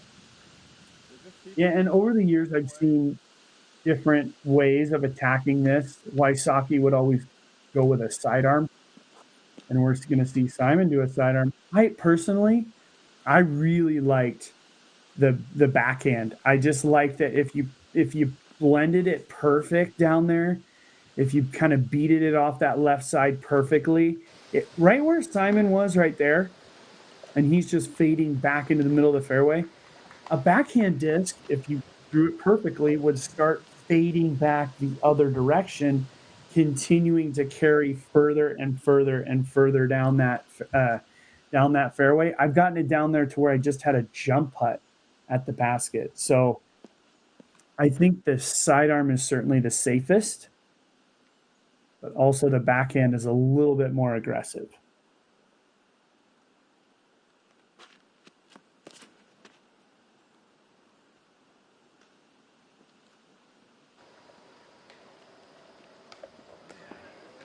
Well, how about that Plinko action? He is going to be very happy with how that turned out.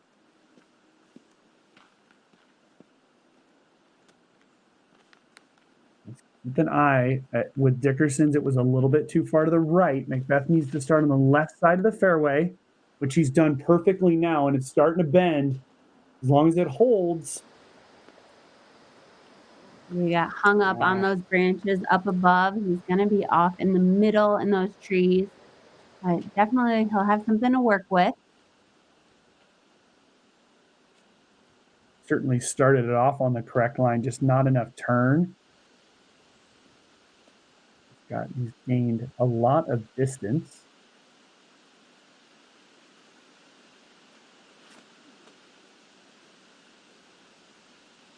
The sidearm really just doesn't have a chance to get way down there.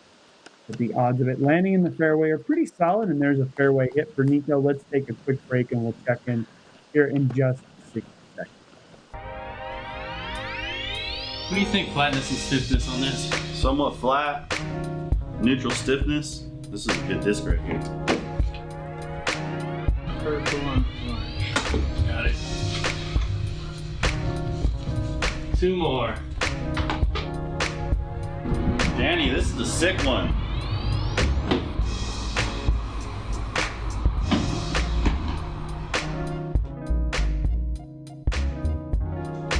Dude, I gotta get through all these today. Cheers to a good day, gentlemen. Cheers. Ooh. Yeah, that's good. It's a hard day. It's great.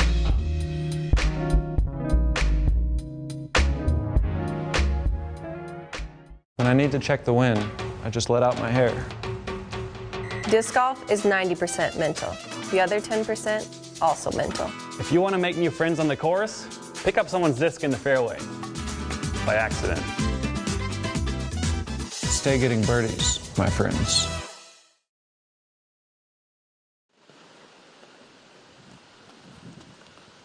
And here is the view from the basket.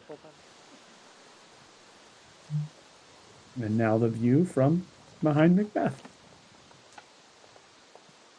We're going to see McBeth here. He just got caught up in this sort of middle part of the fairway.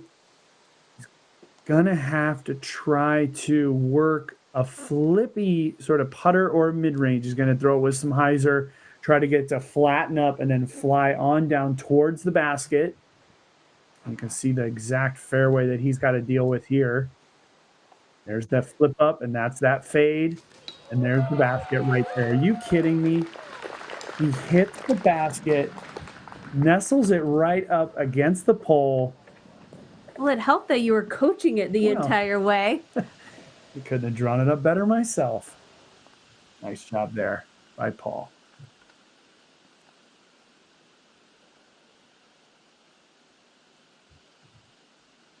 This is a nice view from here. We can see the basket down there in the distance.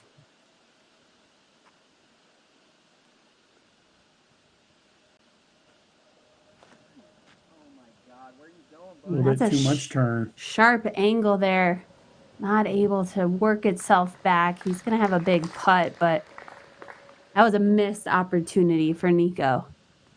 Yeah, the crowd gave him a little bit of a clap because he actually got down there pin high. You could hear Nikko's reaction. He said, "Oh my gosh!" Right off the hand. And look at this Dickerson, just in a perfect position, perfect fairway hit. Just has to chip it on down there. There's one big tree to miss. Actually, a couple of them down there, but just try to chip it around the big one there. And use the tree to his advantage and put it right up next to the basket.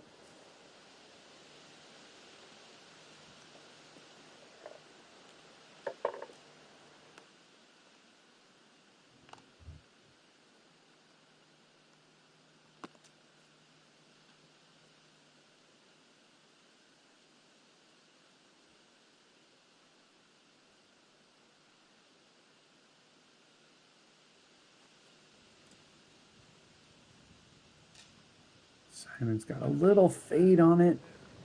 Oh, and he's going to have a look for birdie there. So we got all 4 of our guys within range of birdie here on hole 11, which I think is done pretty well, wouldn't you say, Val? For this hole can be difficult, but all 4 players got down pretty much 3/4 of the way down the fairway.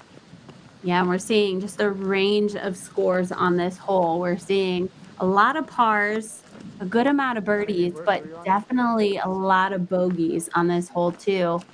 And there we go. We've got the leaderboard pulled up, and yeah, Garrett Gerthy is actually just bogeyed a hole. He was at 9 under par, and he bogeyed hole number 15. So Garrett's got 3 holes left, all birdieable for Garrett. So we could see him still down to 11 under par and 17 under. So if Garrett's able to finish strong, that's a possibility for him. But Wysocki hanging in there. Wysocki could get on fire here towards the end, and to see him come up. Nate Sexton's just been playing solid. Hard the last 4 holes, but sitting in a tie for 4th with said Wysocki. Nikko just a couple of strokes back from there, and there's a little bit of a separation starting here, and this is what I was talking about in the beginning of the round. These players continuing to push each other further and further under par. The rest of the field is left stuck wondering what it's going to take.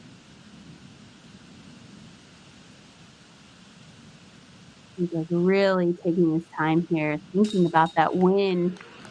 Wow, right on circle's edge, giving him that advantage to jump putt, making that putt seem a little bit shorter. That is crucial right there, that he's able to make that putt. He's on a little bit of a lull. That birdie putt will help him out, hopefully give him a little bit more energy. And Lizotte making it look easy, stepping up quickly. Like he's just playing catch with the basket. He's got such an interesting putting style that's more like just a little bit of throw.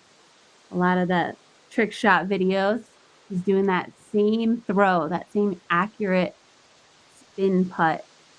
Really helps out here in the wind. Oh boy. And yeah, the angle you guys cannot see there is that Chris, that was not the basket, everybody at home. That was Chris. He did pull it straight away, and he's going to unfortunately take a par. But really, just, kind of the mental stuff right now he's got to deal with. But let's take a look at hole 12. Again, playing down the hill, 430 feet. It's pretty much a straight to finish hyzer. And everything we're going to talk about here on hole 12 is speed, speed, speed. Of course, you got to put it on the right line. But because it plays downhill, again, in the right conditions, putters could be used here. But we're probably going to see soft mid-ranges. If you go too fast and too far, there's a cliff back behind that basket. 430 feet, mid-ranges. It's all about controlling the speed into this green. Landing 20 or 30 feet short is a good place to land, and it's going to give you a great opportunity to pick up a birdie here on the 12th hole. Right as Dickerson, Val, was putting there, I was thinking, all right, is this the start of the birdie train, especially for Dickerson, who shredded these birdies last time? Of course, he just missed that short putt. He's still in 3rd, by the way, but no, he misses it. But still, I think the whole group as a whole should be feeling good vibes right now and looking to just step up and continue to play well. Yeah, and who knows? I mean, could be feeling a little bit of pressure.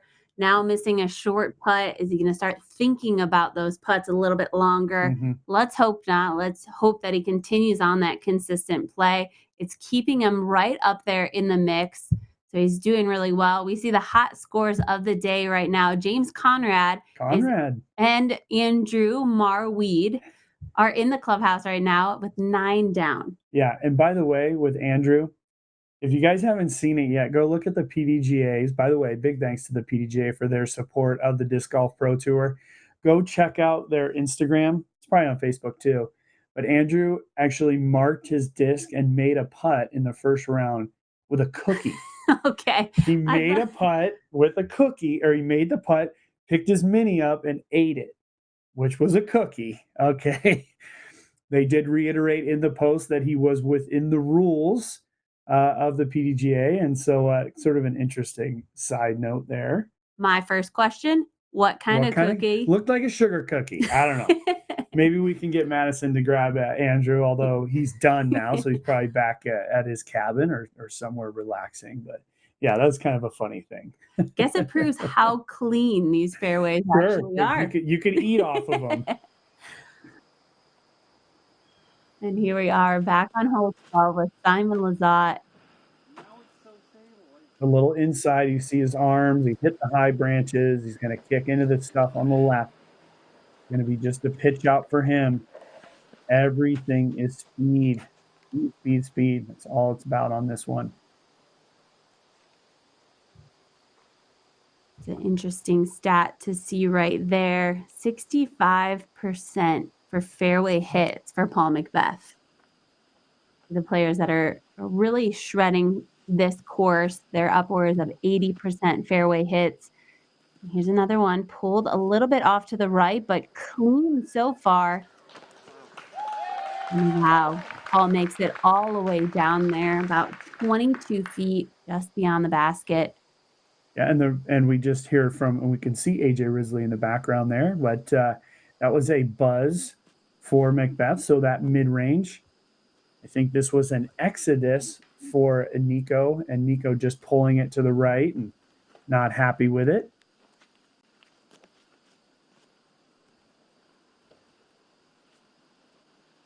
And actually, just the way we saw Paul react there, you could tell he kind of slung the hyzer out there, and that's really not the best way to play it here because you could see the speed coming down. He still had too much speed, but he did stay short of going over that cliff.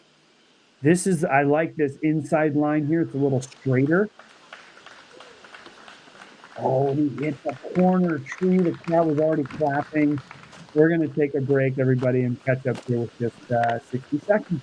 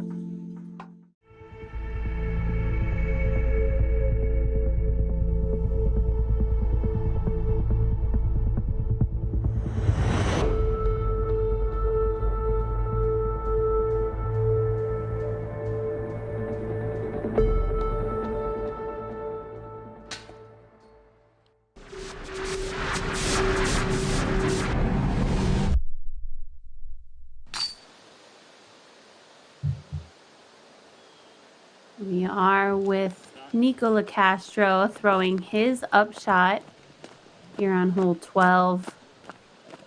Just another missed opportunity. This is a birdie hole for the majority of the field. And we know a lot of these holes in this final stretch are birdieable, and players that want to find their names at the top of the leaderboard, they need to be getting these birdies. And just too far outside for Nikko to even give it a run.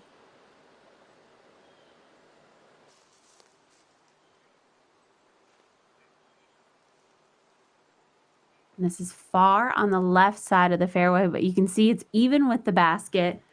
There is just so many branches and trees. Do it. Oh, what a great run. Downward dog. Now he's in downward dog, and there we go. And he jumps into standing warrior. So there we are. A little yoga for Simon, but that was a really good run for Simon. And now we're going to see Dickerson move in to position. He'll take the putt here for birdie. Not sure what he's looking at right now. checking the basket. Making sure those right-hand chains are going to catch this putt coming in. The rings broke. They replaced it with a zip tie.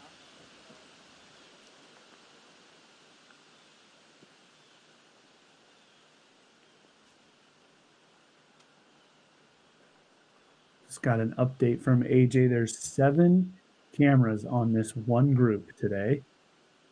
7 video cameras. So AJ keeping us up to date with all of the pertinent information that we need to know. Thank you, AJ. We do have a multitude of live coverage cameras as well as the Jomez crew out here providing the post-produced coverage of this round. And Yanni V, pull up that roll that Zuka replay. Yeah, and this is that patented step-through putt. You see it, folks. Just a little bit of a jump, that left foot being forward. There you go. That's a birdie for Dickerson. Able to sort of come back after that missed one on the last and come back here with a very strong downhill putt. That's nice to see. I haven't seen him play a lot, but we did get to see his round yesterday. And you mentioned how strong of a putter he was. That definitely didn't come through in yesterday's round. So it's nice to see that putter back in line. And he's able to cash those big putts when he gets the opportunity to see the basket. Yes, absolutely. And that was a birdie for Paul McBeth.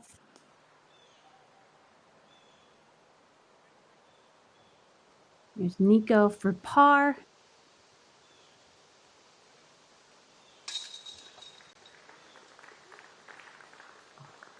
Nikko unimpressed. Yeah, he's like, yeah, that's enough. All right, there we go.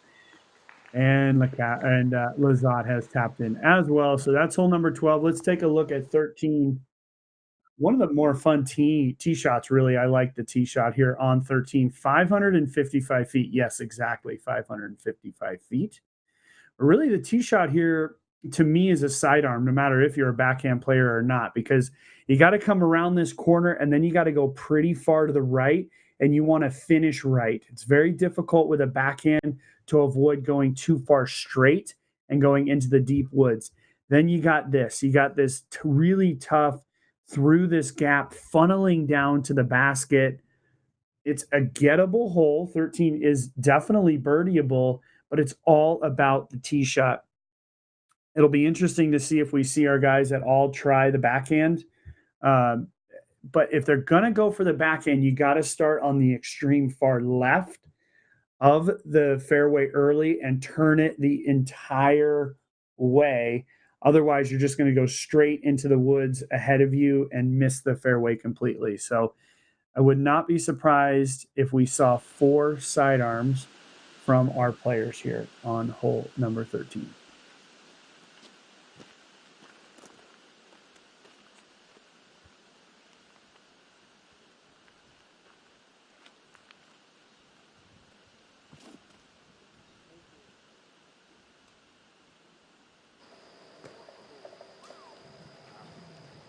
A little bit frustrated because he left it on the inside, and that's not going to leave him with a great angle into the green. We'll consider that a missed fairway at this point.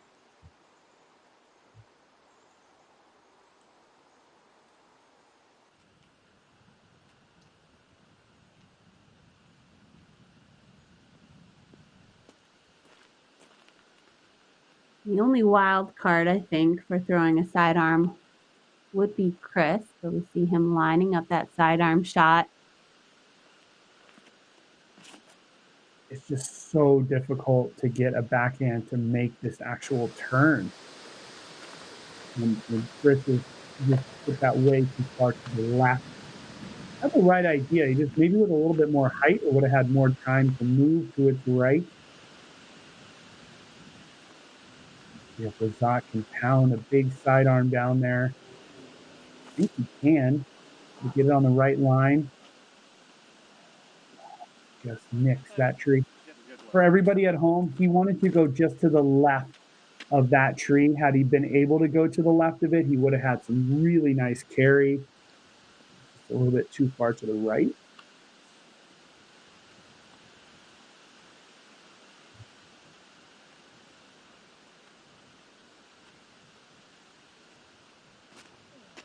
Goodness gracious, dude.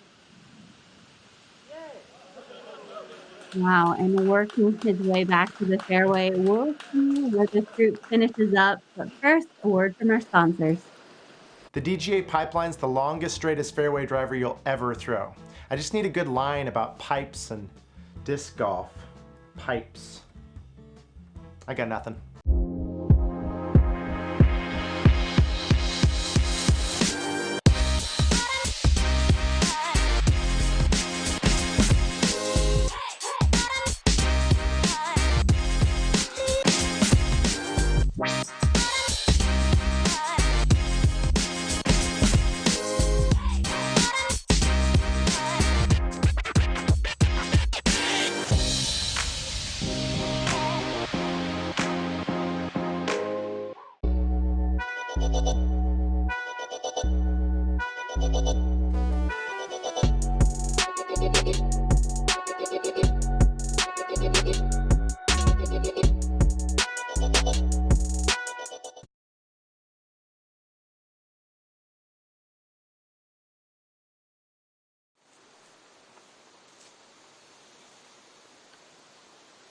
And here we are back on hole 13.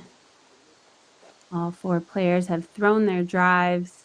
We're here with the MPO lead card at Discraft's Green Mountain Championship presented by Grip Equipment. We're so happy to be bringing you live coverage. I'm Valarie Jenkins. Nate Doss is right beside me, giving me the shot-by-shot and expert commentary for this lead card. And here we have Nikko Locastro.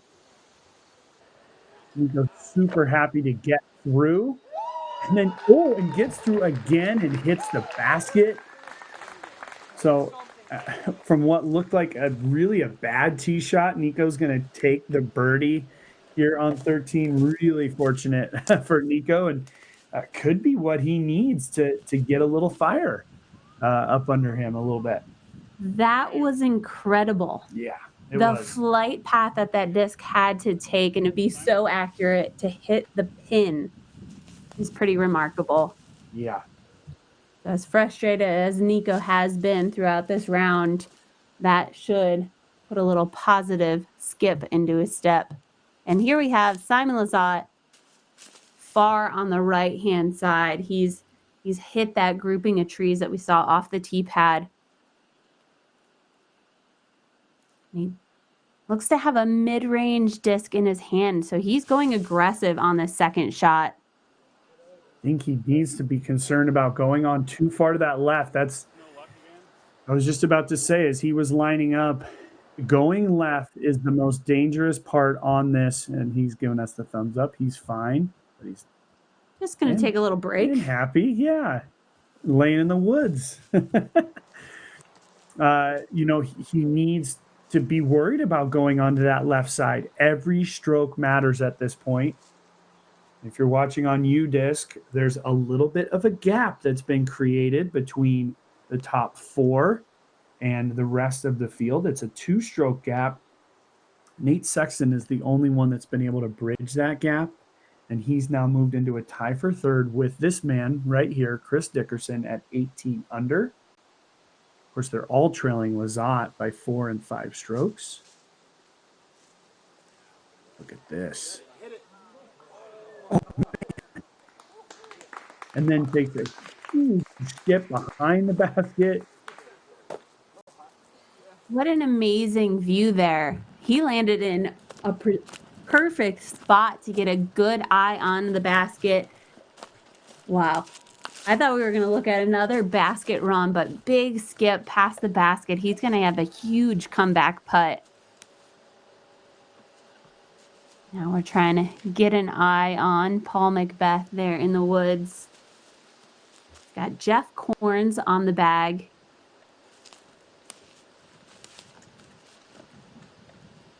Yeah, and again, UDisc update here while McBeth is getting lined up. Garrett Gerthy He did make that bogey back on 15, but he's followed it up with a birdie on 16, birdie on 17. He's on the 18th hole at this point. He's just heading over to the tee pad on 18. With a birdie there, he could finish 11 under. I still think he's going to fall short from our premier card, but he's definitely put himself in good position. McBeth put himself in great position to pick up yet another birdie. And it goes back to what I said on the tee of 10 and 11. These guys are going to start to streak some birdies. I swear, this is coming now because 14 is a very easy hole. 15's tough, but then you can finish with 3 birdies as well. So, but yeah, as I was saying, Girthy will probably fall short as he can only get to 17 under par, and we have 4 guys at 18 or better right now. But it's sort of looking like we're going to see Sexton, Dickerson, Lizotte, and McBeth in our card tomorrow. I know it's a little early to predict that, but it is true.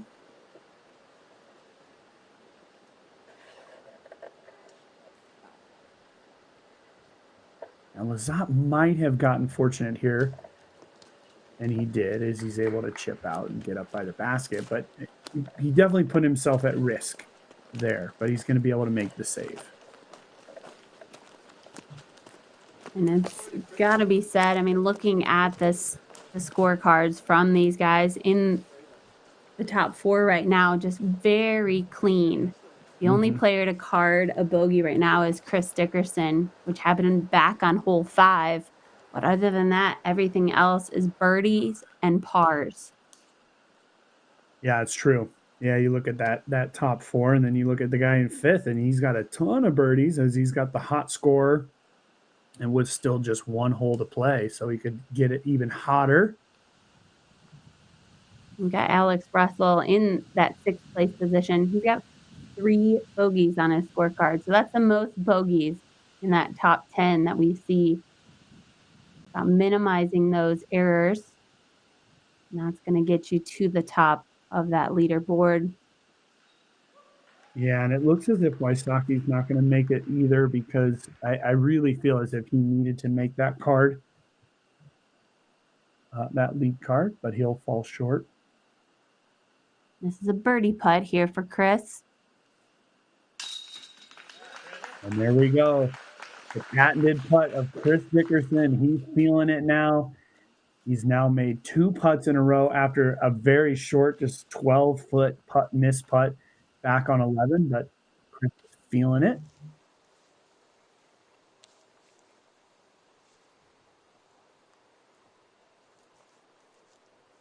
This is Paul McBeth, also for birdie.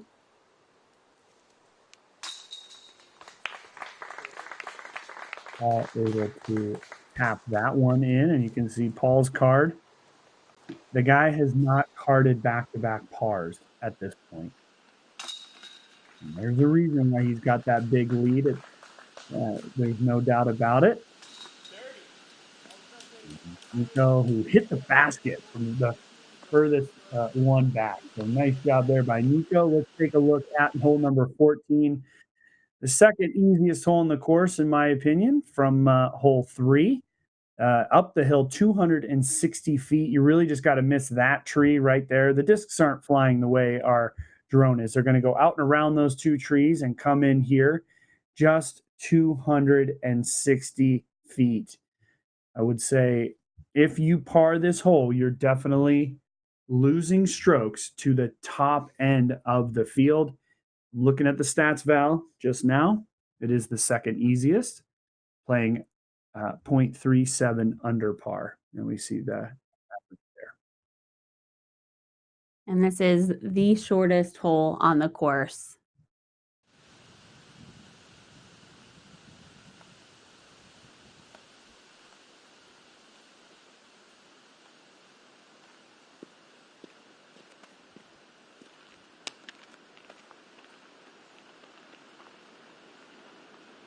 Paul McBeth taking a big, deep breath here. A 5-stroke lead.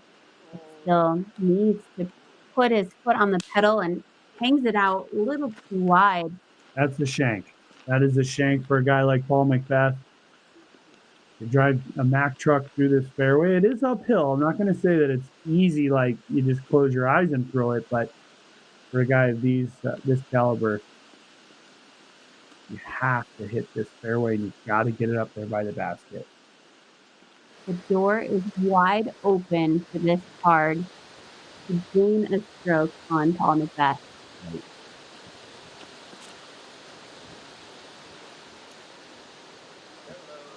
There, he's going to miss almost all of them. He's got that last one hit. That'll give us another look at Dickerson's putt. If he's just outside the circle, we'll certainly see the step.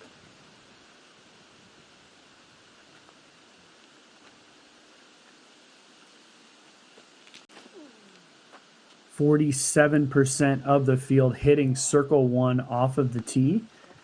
Nikko a little bit inside. You see the reaction. I think that tells you everything you need to know, because it's a gettable hole and it's a must get at this point.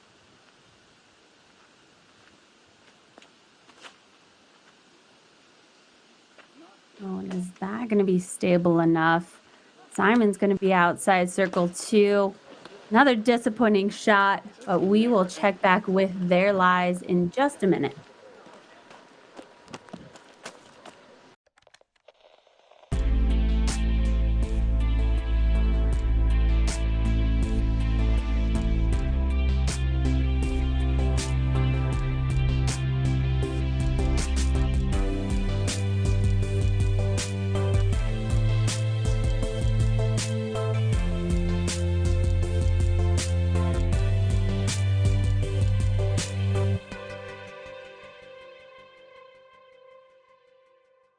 Spectacular views like these and championship-level play like this can mean only one thing. It's time for Fall Fest at Smuggler's Notch Resort. 2 days of disc golf, craft beer, mountain biking, and more. Featuring live music from Zach Nugent and Blues for Breakfast. Also the 2019 Discraft. You don't want to miss any part of this action. We've got Paul McBeth on the left-hand side. Still got some work to do to get up close to the basket. And he fires one up there, scooting just a little bit long. He'll have those 3 trees in between him and the chains. And it's been something really for McBeth. Even when he makes a bad shot, he's seemingly in a good position. That was the case where he wasn't. I mean, that was a really bad spot on a 260-foot hole. For him to have to fire in a shot like that is not normal.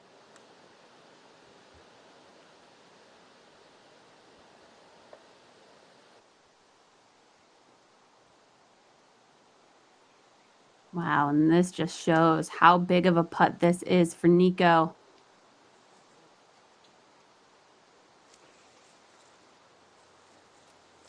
Oh, and knowing he's missing another opportunity,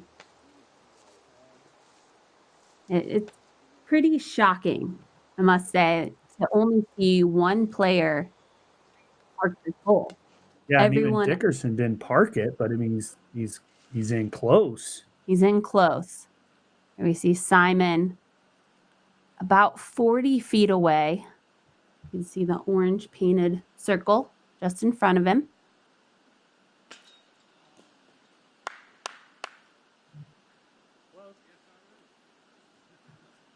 I would say our crowd is shocked as well. Most of them probably play this course on a regular basis, and they're thinking, man, I birdie this hole. All right, yeah, I got to take it back. Chris is not parked. We see the orange painted line just at his feet.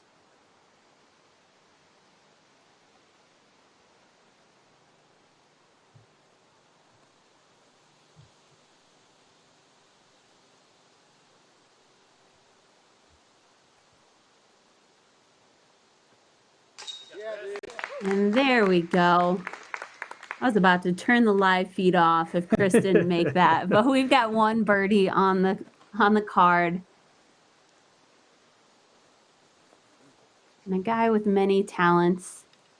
Nikko's proving his posture is just right to balance that putter on his head. Right. He's walking way into the woods because we've got McBeth here. Tricky putt. He's got a few trees. At this point, I'm just searching for something to put Paul in some sort of trouble. But he's able to handle that without issue. And that birdie by Dickerson gives him 3 in a row, which really should be 4 in a row. And yet again, very quietly, Chris Dickerson has played the back nine extremely well. And wow. All right. Well, the second easiest hole is over with. We are back in the woods with these technical shots. Yeah, probably went to the third most difficult after that performance, but here, third easiest. Anyways, we're on 15. It's a true island hole. I think it's at some point we'll have Johnny just pull up the course map on this one because it's better to see it. Really where we're flying through now is all inbounds. And there you go. You see it, that red dotted line. You see the tee at the bottom. And you see that rock wall goes all the way around. It's all OB. Is a very tricky hole. I've seen things happen to a multitude of players. Luckily, over my whole career playing this hole, and knock on wood, I guess, I was able to get through without major issue. But 15, you got to throw sort of a straight disc that finishes to the left.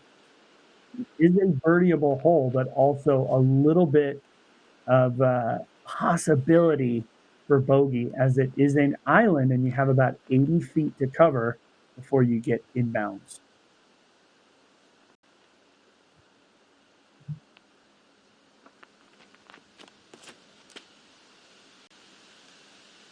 Oh.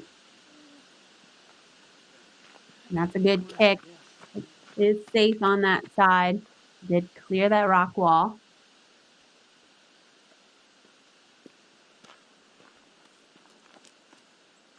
And that's what I'm talking about, though. If you hit early, you can be OB. And now you're left with a lot of work to do. That's got a little on the inside. Just sneak it around. And again, I keep searching for Paul to have some kind of issue, but he's able to just sneak it around that last corner tree and slide it within 20 feet of the basket.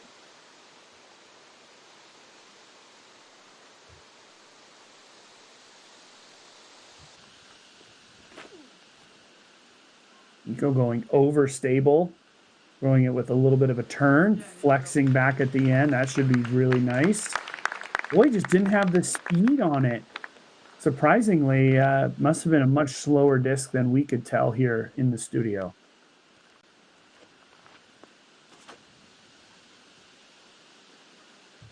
Oh, and I like this shot. Nice and slow and smooth. Let's see if he can get the skip, and he doesn't.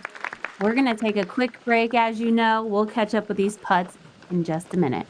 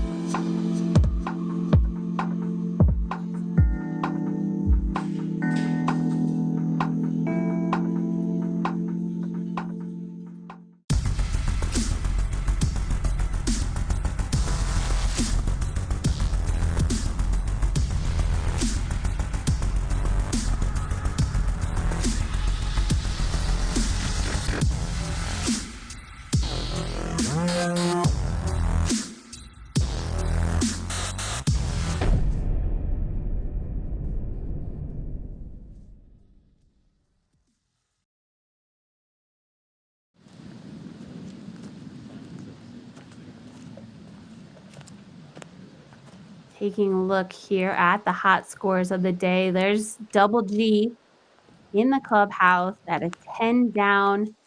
He's tied for 5th place there with Calvin Heimberg, who also shot a 10 down. There we go. We're making it to double digits. And we know this guy right here, Chris Dickerson shot an 11 down in that first round, so that was the hot score. Let's see if any of these players on this court can match that.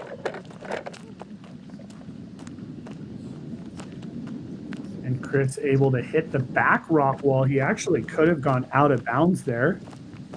That's a disc, Prodigy disc from the Majestic, run by fellow Prodigy team member Cale LaVisca. And, I think the name that we're missing on the list here is Cale LaVisca. He usually is always up here, always jumping around, giving us his normal Cale energy.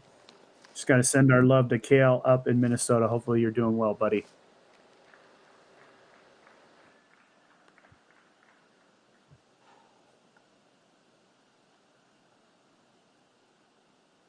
This is a big putt here.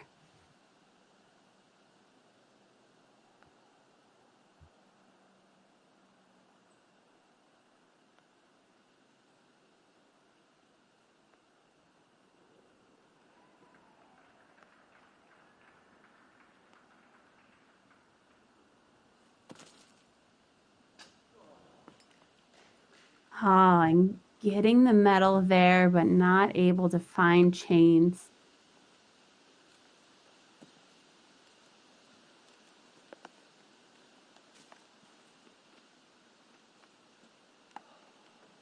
Here we go. Simon having to take a knee just because of the pine tree branches in front of him. See if he can cash another knee putt today. And again, a little bit high. Yeah, a little bit high, and this is going to mean McBeth is going to go ahead and take most likely another stroke. He's not parked. You can see his disc right there in the middle, and we have Dickerson, who's in a spot of bother at this point because Dickerson still has a little bit left here to go, and it's elevated, and it falls away behind the basket. There's no guarantees here for Dickerson, but I'll go back to what I said in the very beginning of the round. These guys are pushing each other further and further and further away from the field. The field's sitting back there at 16 under par. Nikko is a part of the field, if you will, the peloton here in our tournament.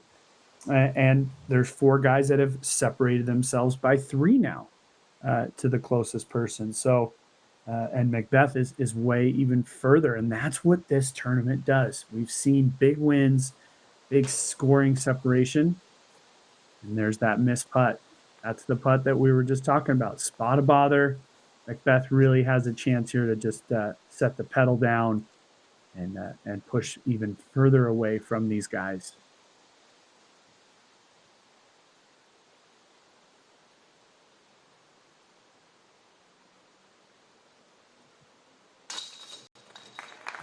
And there it is. Birdie putt for Paul McBeth, giving himself 2 more strokes ahead of Dickerson in second. Back to that 5-stroke lead. Wow. Dickerson's going to bogey, and it'll be a 6-stroke lead with just 3 holes to play. Boy, Simon went pretty far past and almost OB, but he's safely in with his par.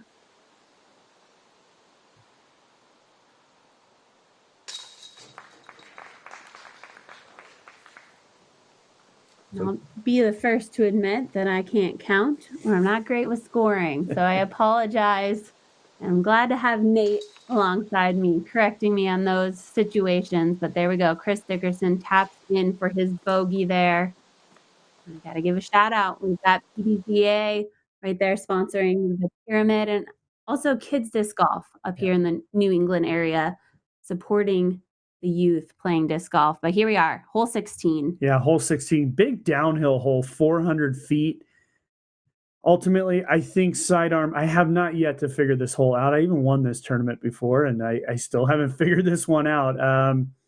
Downhill 400 feet, plays about 280, maybe 3 to 310. Distance-wise, that's how severe it is off the front of the tee.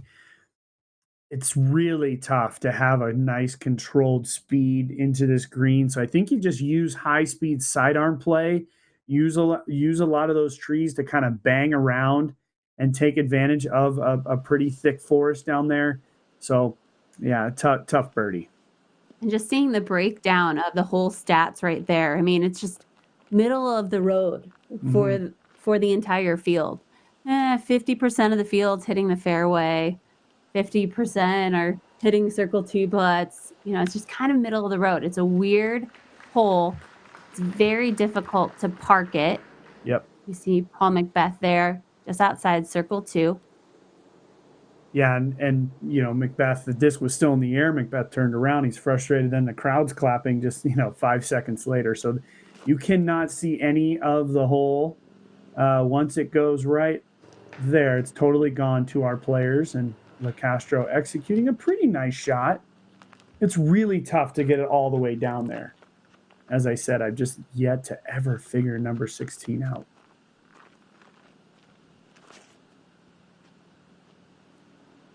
Don't like this. Oh, wow, that took a weird skip, and he's going to gain some distance. Oh, that was very strange. And it actually turned up really well. We are able to see how that finished up, and he's probably 30 feet just short of the basket in our other camera view. Had a lot of ground play, had enough power and spin.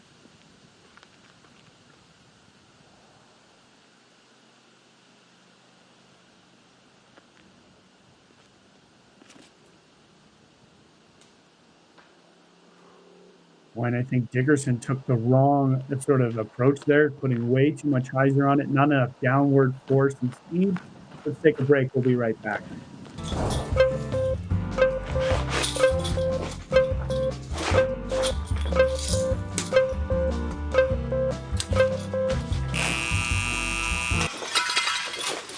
I can throw this disc around the world in one shot. Never play disc golf too far into the jungle. There may be cheetahs. Someone on your card can't recall if they threw a 6 or a 7. It was probably an 8. See? Stay getting birdies, my friends. What do you think flatness and stiffness on this? Somewhat flat, neutral stiffness. This is a good disc right here. Purple and orange. Got it. 2 more. Danny, this is the sick one.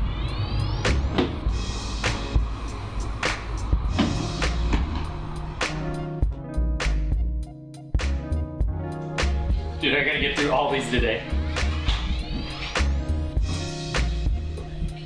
Cheers to a good day, gentlemen. Cheers. Ooh, Yeah, that's good. It's a hard day. That's great.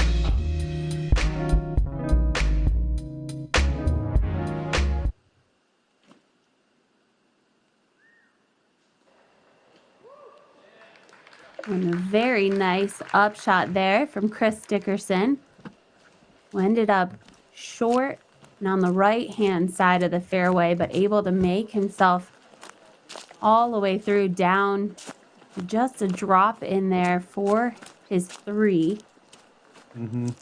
Yeah, that was a very fortunate save, really, if he's able to convert that. Now we see these are the hot scores, right? So Paul McBeth is at 10 under par.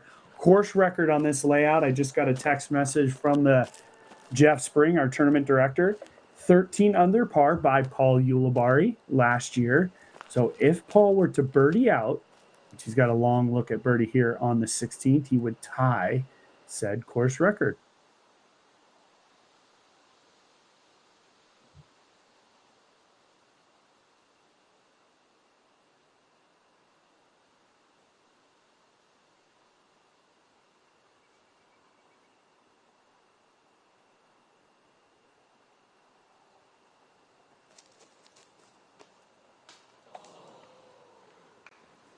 Oh my goodness. And I was ready for the Zuka replay, and I think Yeah. Nikko was as well. We Look all at were. that reaction right there. Look at that hair. We haven't mentioned anything about Nico's hair. He's got great hair game right now.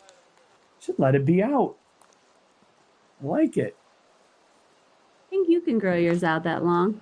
Oh, Give it a try. yeah, right. But just catching the nubs and barely barely missing that one. Nikko is, of course, frustrated. Let's see if Simon can hit this putt.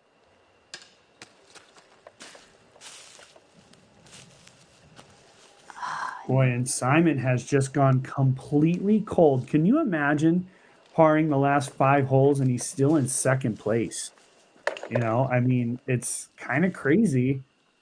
As that putt was in the air, Nate Sexton has officially bogeyed the 17th hole. He's going to move back to 18 under, still 1 clear of Wysocki for that 4th position in tomorrow's group. So a par or a birdie will keep him in that group.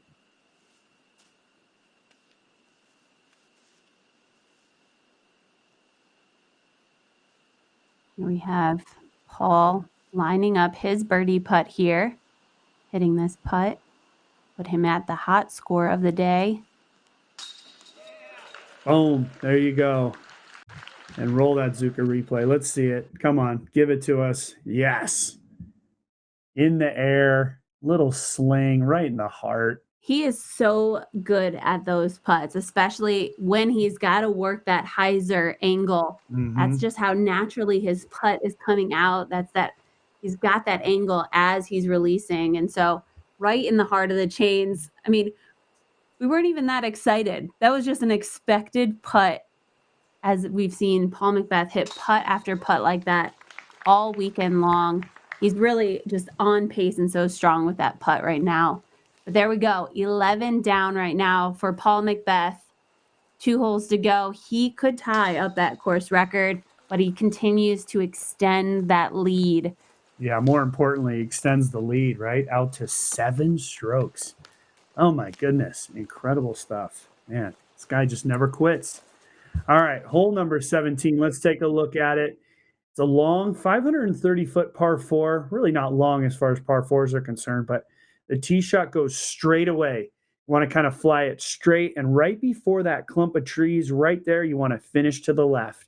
Landing right in this zone right here is ideal.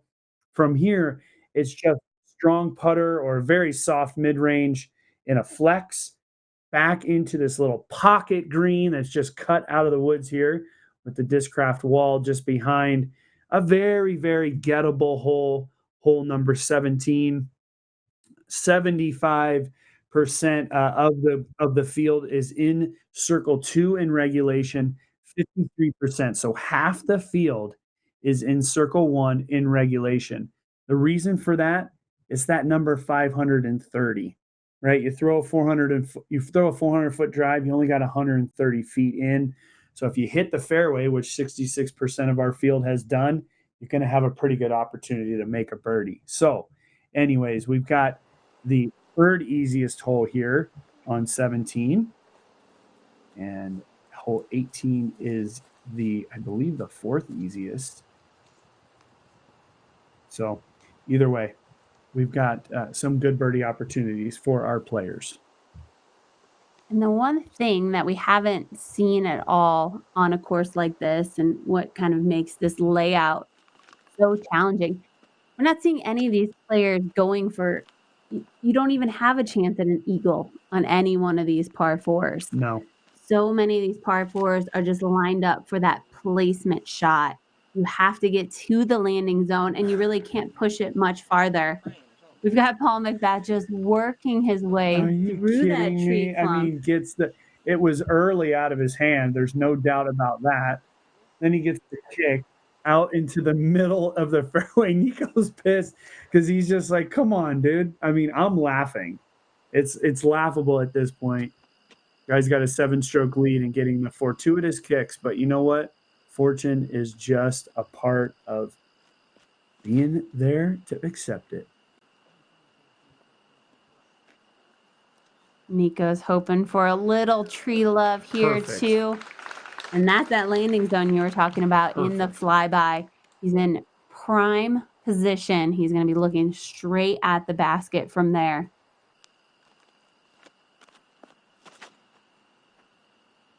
Depending on what Sexton does on 18, even if Nikko were to birdie both of these last 2 holes, there's no opportunity for him to jump into our finishing group. So at this point, again, depending on what Nate does here on 18, we're going to look at McBeth, Lizotte, Dickerson, and Sexton tomorrow, which should be a really fun group.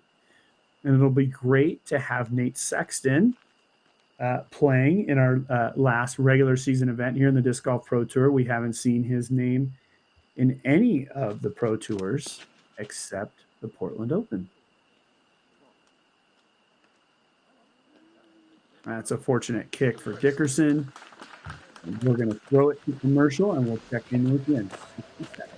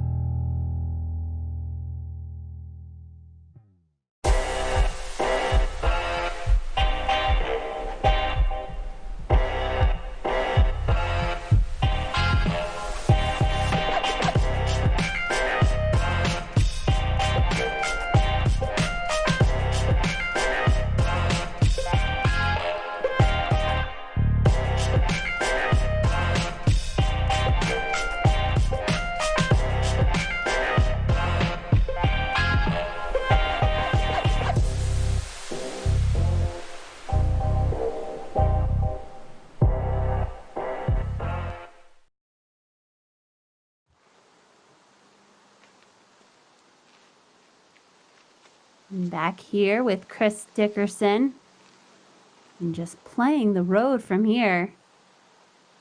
Follow the gravel pit road. There's that little flexy mid-range, or maybe a putter for Dickerson, because it's really distance-wise not that long, but he's got it overturned.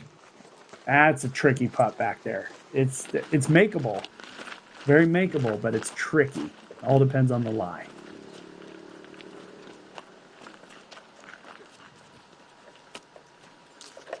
Well, it's really turned out to be a wonderful day here in Vermont. And if you're joining us at home, we can't thank you enough. We've had a lot of fun here today. Just some incredible play by Paul McBeth and really some solid play from the rest of the group. We're only going to lose one guy moving to tomorrow's round with Nikko just going to move into the second card. Oh, man. And another tick off the tree. Wow. Incredible. So we're going to keep that course record hunt alive. And it'll just be a tie of the course record if he's able to birdie out. Good ace, though, actually. Oh, that's picture perfect for Locastro. Nice shot by Nikko. Be a drop in.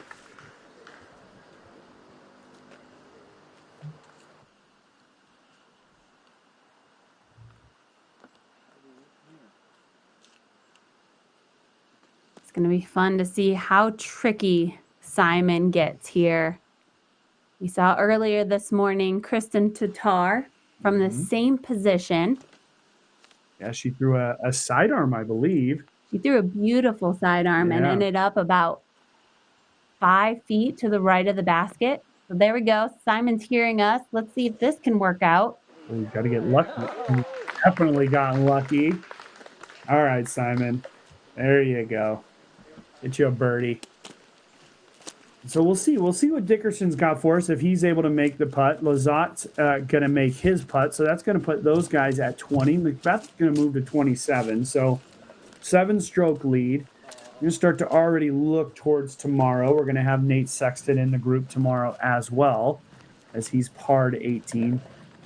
It's going to be a 6, 7, or 8-stroke lead for McBeth tomorrow, and the conversation will be who can kind of make that push, who can make that charge in a way with a number like that, with a guy with this much experience, that guy right there.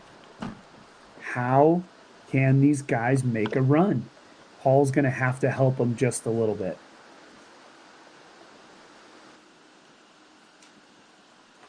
We were informed that Chris threw a PA3. So he did throw a putter, and check out this window, Nate. I mean, of all the places you can land, I think this is pretty fortunate. Chris was able to land here and get this beautiful window. I'm going to watch out for that maple sapling. I could give us some sap in about 50 years. And forget the sapling, forget the small tree. He's got the gap and he's got the birdie.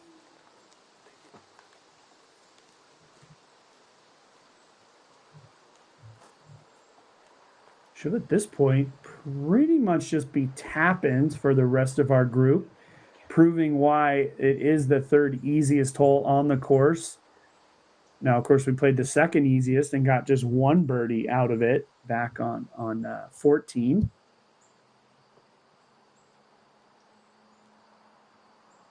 Taking his time here. We're able to get it high in the chains and down in the basket. And that is racking up another birdie. Paul McBeth sitting at 12 under. And just think about it. He missed the shortest hole on the course. So at this point, you could have counted him for the course record. Yeah. But true. You can't get them all, I guess. Yeah, not at all. And here's 18, par 3, 345. It's pretty straightforward. It's going to be a mid-range for all of our players. You just want to bend a slight turnover off of that bush. Go just around it. You're going to finish on the right side and come right into the green. The one mistake you'll see from a lot of our players is overturning it. And typically that's because they're sort of picking the wrong disc, whether they're trying to go overstable with turn or flippy with too much turn. You kind of see that on the right side. But look at that, 33% inside circle 1 and 65% fairway hits. Boy, those are some surprising numbers. I can't imagine being off the fairway too far on this 18th hole. And I guess it's all who's judging what the fairway is and what it isn't. But, yeah, well, guys all shaking hands. Been a solid day on the course. Not a lot of backups, not a lot of waiting, and a lot of great play by our lead card here. Been great hanging out with you, Nate. Yeah. Another round in the books. Thank you to everyone that has been watching this live coverage. It's been so incredibly impressive to see this play happen, to see Paul McBeth continue just to show how much power he has and how much consistency he has in his game. And look at that. He's going to beat it off that bush. If he gets over it, he's parked. A win. Oh, my goodness. That would have been an ace for the freaking course record. Are you kidding me? Oh, man. Shot of the day right there. Shot of the day. That was And then he hits the tree, stays right next to it. Are you kidding me? Nikko's laughing as he's throwing his next shot. And that's kind of the mistake I said that most of the players will make, but Nikko's got it bent right back in there. Let me get some more of that, bro. And there you go. Nikko's got to get some of that Paul love. Nikko's going to fall just one stroke short of making it into that group. Although, actually, now that I'm looking at this, if Nikko birdies, he'll move to 18. And then both him and Sexton would have shot a 7 under par today. And because Nikko started in the lead card, I think he might stay in the lead card. So we'll see what the tournament staff decides there. That's an interesting one. I think it should probably stay as Nikko. So we might see the same group tomorrow. We'll find out.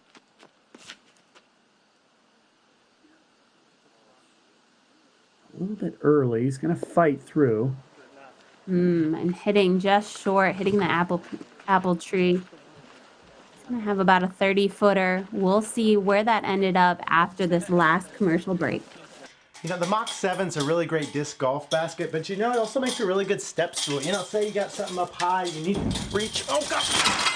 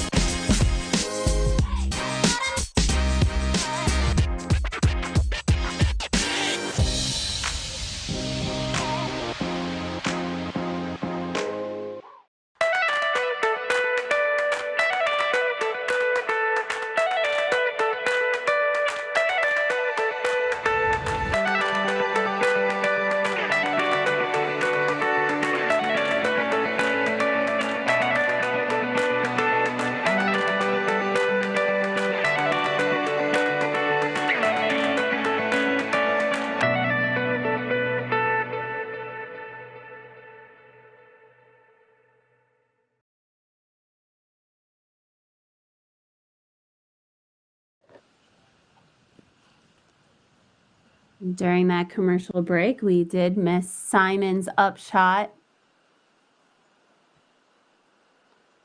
Caught a little bit of that in the picture-in-picture.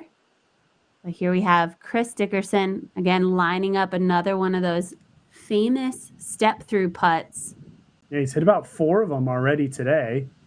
And look at just this lineup. It's such an interesting lineup.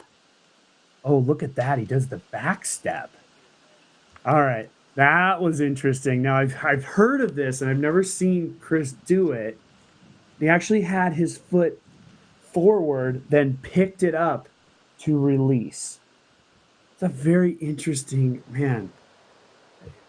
That's a lot of practice there. Here we go. That's going to put Lizotte in solo second place.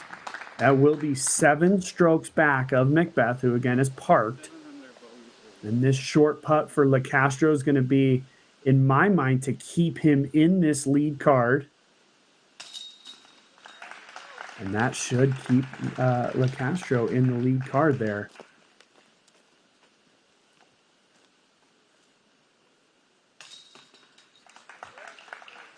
Actually, Chris will be sharing the tie with Simon in second place. That's right. Because of Simon's, yep, there you go. That's right. Because Simon hit short. We missed it. Look, come on, Doss. What are you doing? All right. It's all in the books now, and everybody's relaxed. The crowd's enjoying it. Did I get a score right? You did, and I got it wrong, man. How about that? All right, Mark it up. Nice. Here's the hot scores of the day. We see Paul McBeth shooting that 13 under par. And as we know from the stats from tournament director Jeff Spring, he did tie the course record today. We do have 2 new holes. Is that also including the 2 new holes? It is. And Jeff reiterated that fact that it was official as of last year's on this layout. Awesome. And that's tying Paul Ulibarri. Great round. So 13 under, incredible score. Got to give it up to the other 2 scores that came in today at double digits under par, Double G and Calvin Heinberg. Those are the hot scores. Incredible shooting today. Right. Let's take a look at that leaderboard and see how everybody stacked up after the 3rd round here today. Yeah, JV, switch over to the top 10 leaderboard, JV, would you? And that's going to come up here. There it is. And now we're going to actually see, and right there, that Locastro Sexton switch up.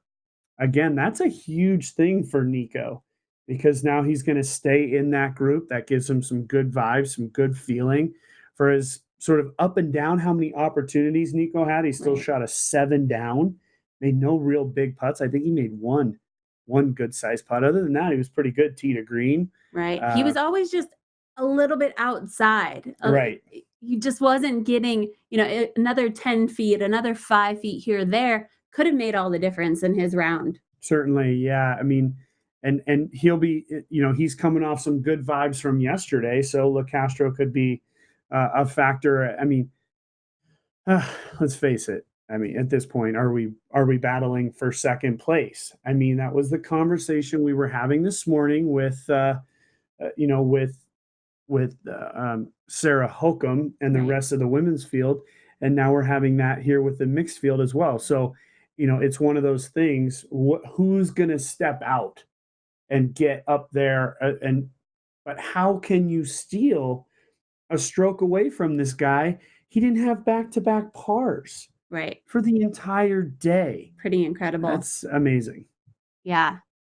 So looks like we don't know if we're going to have Nikko. We don't know if we're going to have Nate yet, but it looks like another solid round set up for tomorrow at Fox Meadows. I'm interested to see how that all stacks up. We know Paul had a great round yesterday. Really, it all came down to hole 18. That was the biggest error. So how do you think it's all going to stack up tomorrow?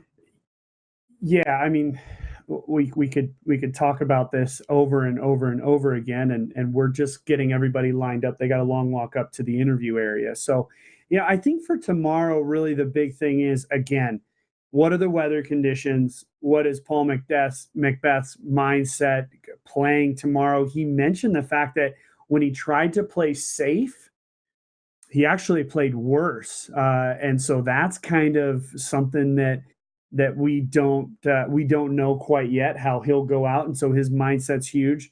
But again, with a 7-stroke lead, his mindset should be to go out to continue to play the way he's been playing, and we have to find the smallest things with McBeth because really it's all about some of the small things. He's mentioned multiple times how good his putting is this week. Right. And we can only really talk about the small things because there's been only a few small mistakes. So really breaking it down, we're going to head over to Jeff Spring with Nate Sexton after his round. Here we go. Hi, I'm Jeff Spring. I'm here with Nate Sexton after his round of 7 under. Nate, how did it go out there today?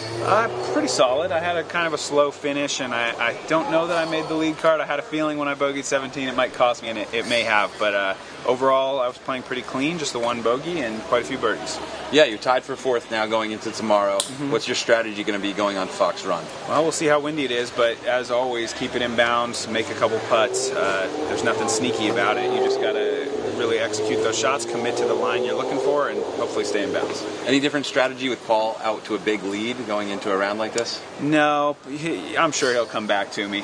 I'll just be there, lying in wait. Yeah, of course. Yeah, of course. Yeah. All right. Well, thanks for your time. Great round today. We're gonna throw it back to the booth and be back with Paul McBeth in a minute. All right. Lying and waiting. Do you see that? I think Nate Sexton actually slipped him a $10 bill. Yeah, hey Jeff, maybe I'll be on the lead card tomorrow. Right. Wink, wink. Right. We heard chains in the background. That's probably Nikko over there putting. As I said, I mean, the guy just is an endless workhorse. He just never stops working. But yeah, good to see Nate Sexton's face here on the Disc Golf Pro Tour. We did see him a little bit at the Portland Open, but Nate not playing any of the other Pro Tours this year until this one. So nice to see him and good to see him playing well. One thing you got to remember is the guy just took down Paul McBeth last weekend in a head-to-head matchup.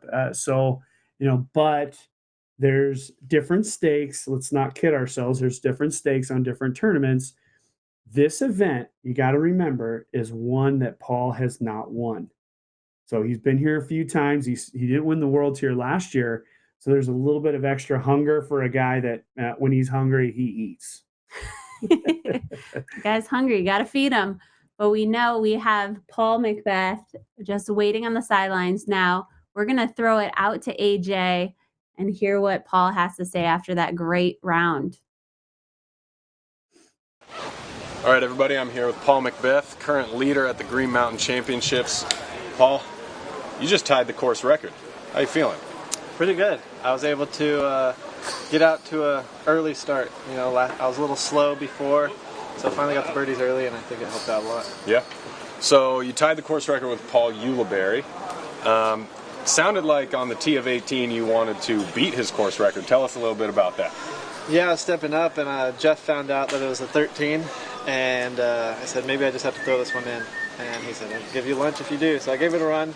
I knew there was the backstop, though, behind it. There's all those little trees, so I wasn't too worried about going too far. So it was a good hole to run at. Yeah, speaking of trees, you did get a nice little kick off that one. You did ace run it. It was trying to go way past, but the little kick put you till, what, like 3 feet maybe? Yeah, that was the easiest putt I had in a while. So yeah.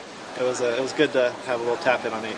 Speaking of easy, I have a very easy question for you. The fans at home want to know, what were you snacking on today? I know we talked about it a little bit yesterday, and then things changed today. What's up? Yeah, I had the Cliff Bar earlier in the round, and I had some sunflower seeds left over from Canada, so I brought some Canadian sunflower seeds over. Luckily, no trouble at customs when you're crossing the border with those sunflower seeds? No, they didn't ask. Okay, good.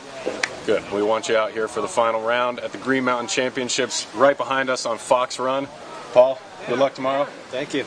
Throw it back to you guys in the booth. Thank you, AJ, for being out there. Even though we weren't catching up with him quite as often on the course, he was giving us text messages and great feedback from all the comments that were happening throughout the round. But great to have him interviewing at the end. Any reactions to that? Well, no, there's not much to react about, although he's a smuggler, I guess, of sunflower seeds. Seriously, the one thing, and for everybody at home, Paul McBeth is very aware of what's going on. He's able to take in this information while he's in the heat of the battle. I mean, it's incredible. Sometimes for people that haven't been in that position that often, or maybe it's been a while, you blank everything out. You're just like, I don't care about any of that. I don't know what's going on. I just want to get through and make my birdies and move on and take home the trophy. And Paul is aware to go for an ace run on 18 that he does, and kicks and stays right next to the basket to continue to have that 7-stroke lead. So I'm really looking forward to tomorrow. We got just a killer group of all very just great players, including Nikko again, which should be interesting to see him out there on the open field. So yeah, it'll be fun. Yeah, it will. And we will be back with the action tomorrow. We're going to start off with the women at 9 a.m. Eastern, right here. Same place, same background, same faces. Same shirt. Sorry, same voices. We hope that you're going to join us then. Of course, we're going to be here with a live coverage of the men's round at 2:30 Eastern as well. We're in the final round tomorrow of this 4-round championship, Discraft's Green Mountain Championship, presented by Grip Equipment. Thank you to all the sponsors out there for supporting us. Thank you to all the cameramen working so hard. Thank you to Johnny V for providing us with awesome feedback and snapping those Zuka replays. And that's what we're going to finish out today with. Let's check out those putts and great shots from this lead card. We'll see you guys tomorrow. Let it roll.